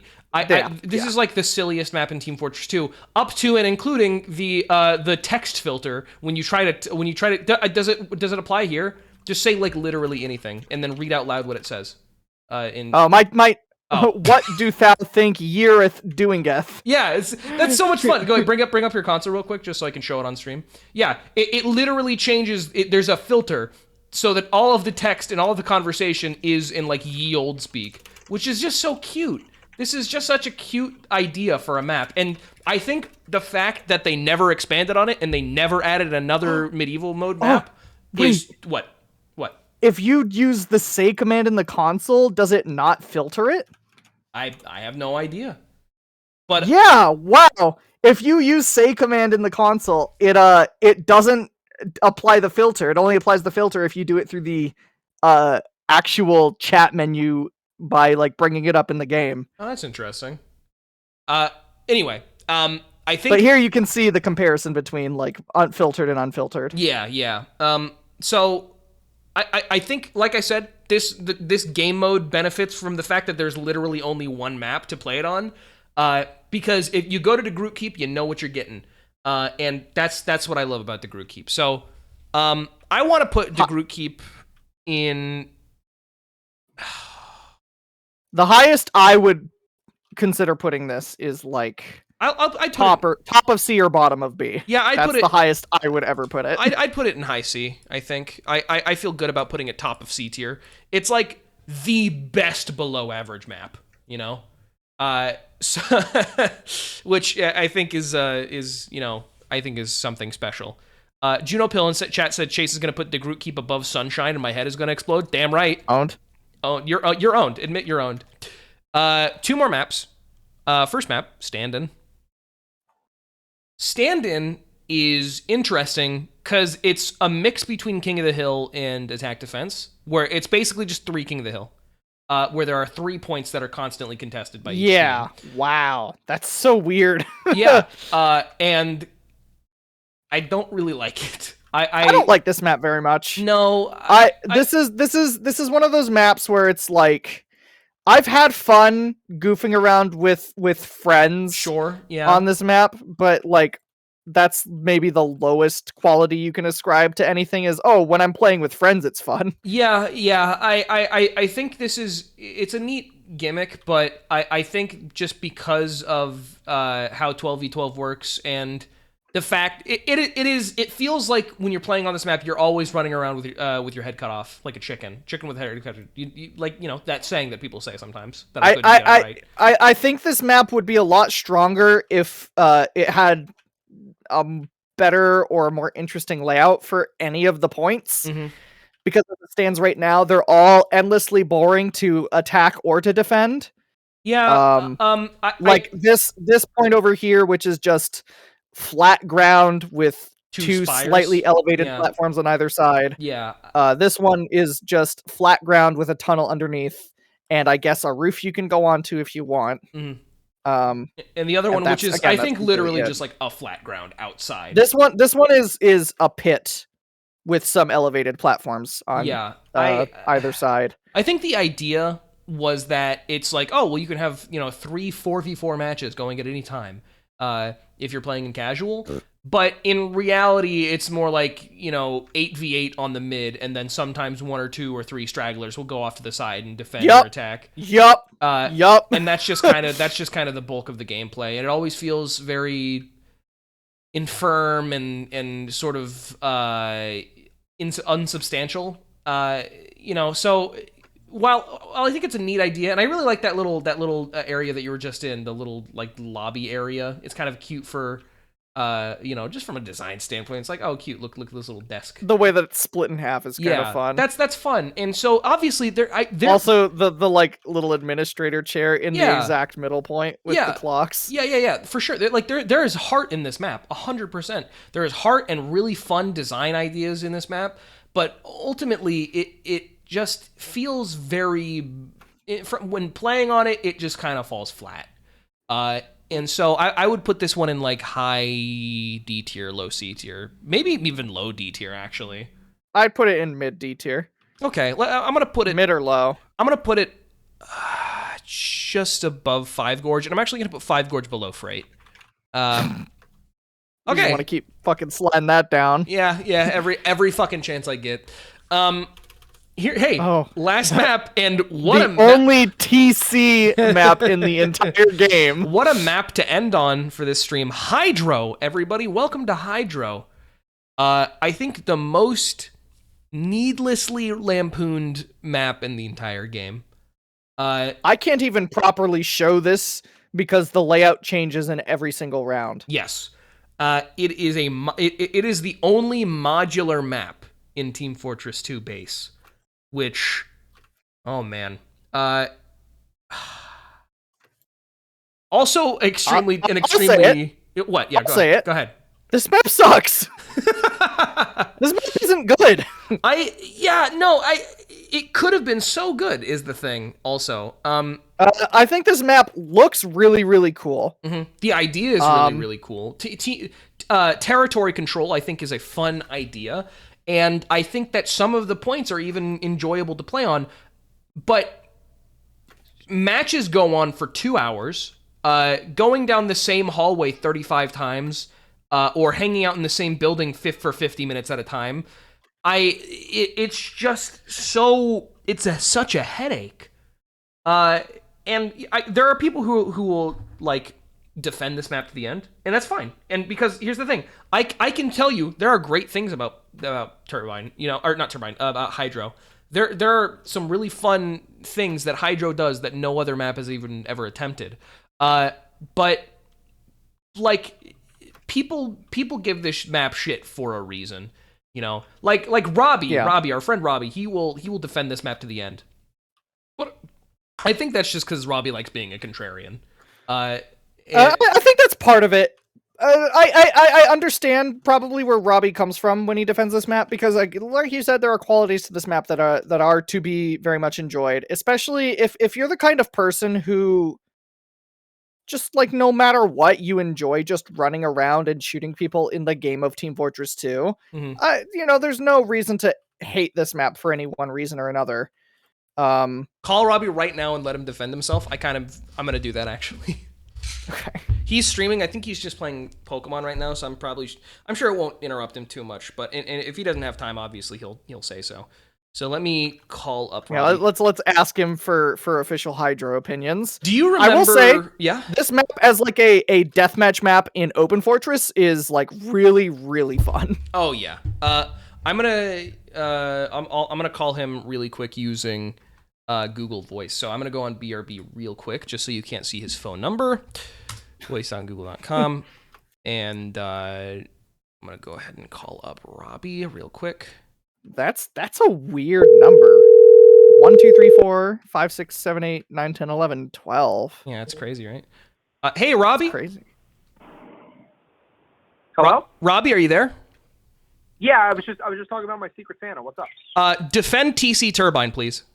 No, Hydro. Sorry, Turbine? TC Hydro. Defend TC Hydro, please. Oh, Hydro. You want me to? Sorry, chat. Sorry, I have to defend TC Hydro. Okay. The game mode and map in Team Fortress 2. Yes. Territory control Hydro. Is that what we're talking about? Yes, sir. Okay. Defend it just from haters or from you? Like, is this like an open table? Or? No. This is because you like Hydro, don't you? Yes. Yeah. So just tell me. I'm not going to argue with you. I'm not going to be like, well, what about this? I just want you to talk about what you like about Hydro. Okay. Team Fortress 2 was a first-person shooter that, when it was coming out, was supposed to kind of revolutionize and push forward the class-based first-person shooter team combat game genre, which, like, before Team Fortress 2 basically didn't exist. And one of the things that they wanted to do was modernize and kind of gamify more so a lot of the kind of game modes that existed in common first-person shooter multiplayer games to that date. One of their babies during development, one of the game modes that they gave so much of a shit about, was a game mode called Territory Control. And they talk about this in developer commentary in TC Hydro, where they say, this is the mode that we want to blow up. TC Hydro is a game mode that is attack defense CP control points in a way that doesn't exist in any other map at all. There is no other map in Team Fortress 2 that hits the same notes that TC Hydro does. You attack a point, the map completely changes, and then based on whether or not that attack and defense works properly, it will go to a completely other map. You basically have 5 different maps in one file. And there's something about territory control as a game mode that didn't come off properly to people. I think because when you open up that message at the day where it shows you how to play territory control, it doesn't make any sense.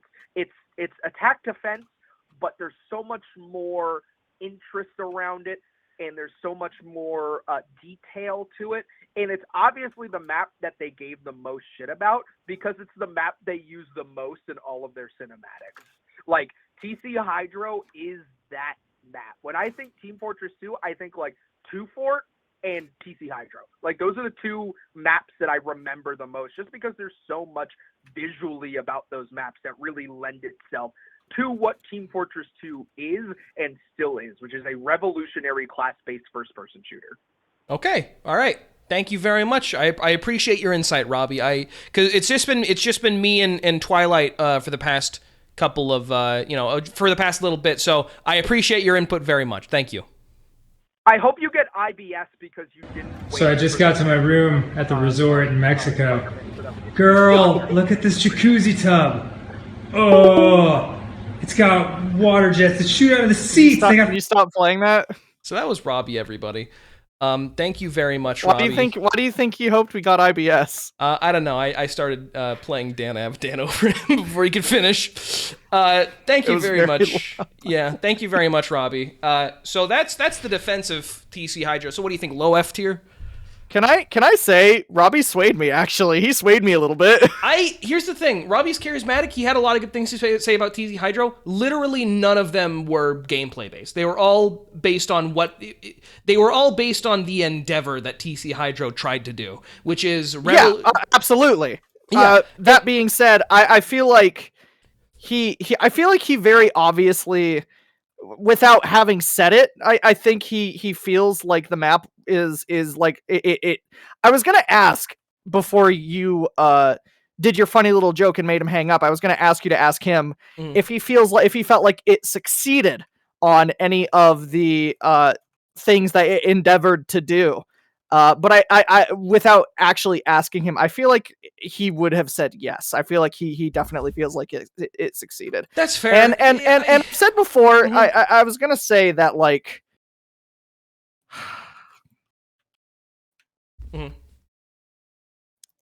I don't know.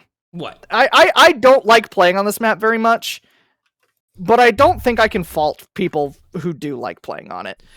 Like I said, there's a lot of people who would defend this map, and I can't necessarily say that they're wrong because, as I said, and Robbie kind of just said what I said, just in a more or less succinct or more thorough way, which is this more map elucidated. Yeah. This map does a lot of stuff, very unique. And it tries a lot of things that I've only ever seen in this game, and to this date haven't really been tried by any other map.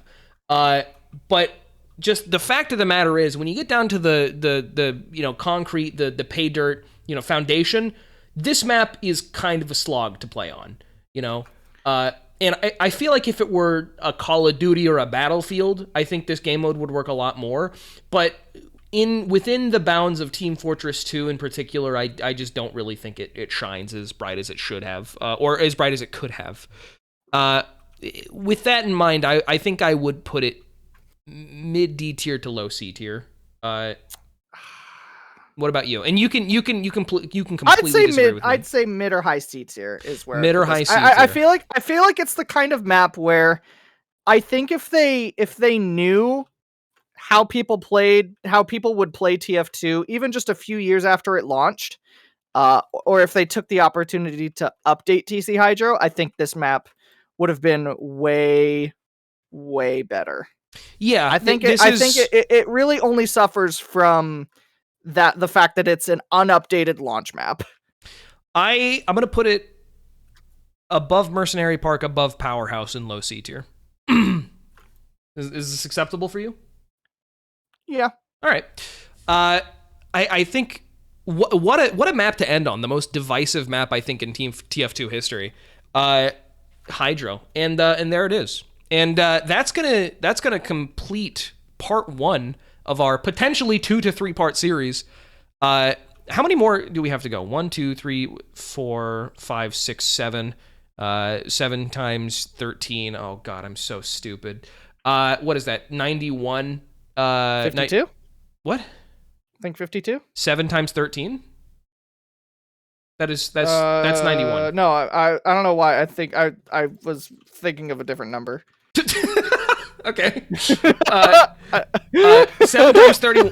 7 times 13 is, I'm pretty sure, 91.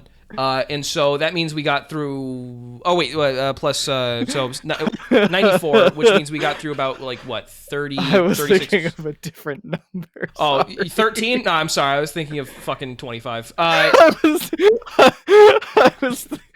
thinking of 13 times 4 for some reason. Why? I don't know. I don't know. Okay. This has been my co-commentary host, Twilight, everybody, who has also been the person playing in the top right there. Can you taunt for us? So there it is. Thanks, Twilight.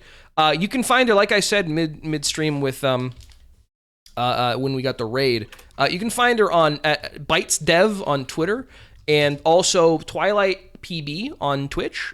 She hasn't been streaming recently, but you're going to be streaming more in 2022, right? Yeah, absolutely. I mean, I've recently been streaming a bit more. That's true. You absolutely have. Like last night, you did a New Year's Gary's Mod stream, which I thought was really fun. Even though you fucking fell asleep with your public Gary's Mod server just on stream, which I think is the most insane thing you've ever done in your entire life. But well, the only reason that I did it was because I felt really, really ill, but I didn't want to end the stream. I know, and like I'll tell you something right now. I get it, but like unless you had another person to help you out and like rein everything in, I would not have ever done that. But you know, it's your stream. You can do whatever you want. I trusted my viewers. Sure, that's fine. And if you want more wacky antics like that, or if you want to go to her chat, well, she'll be a lot more mean to you.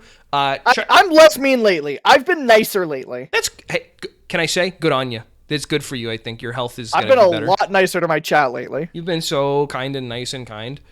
I'm gonna send you. Oh, anyway, you can find her at BytesDev on Twitch or Twitter, and Twilight PB on Twitch. Thank you very much, and I'm gonna send you over to Mar, Robbie, and Koo are all streaming.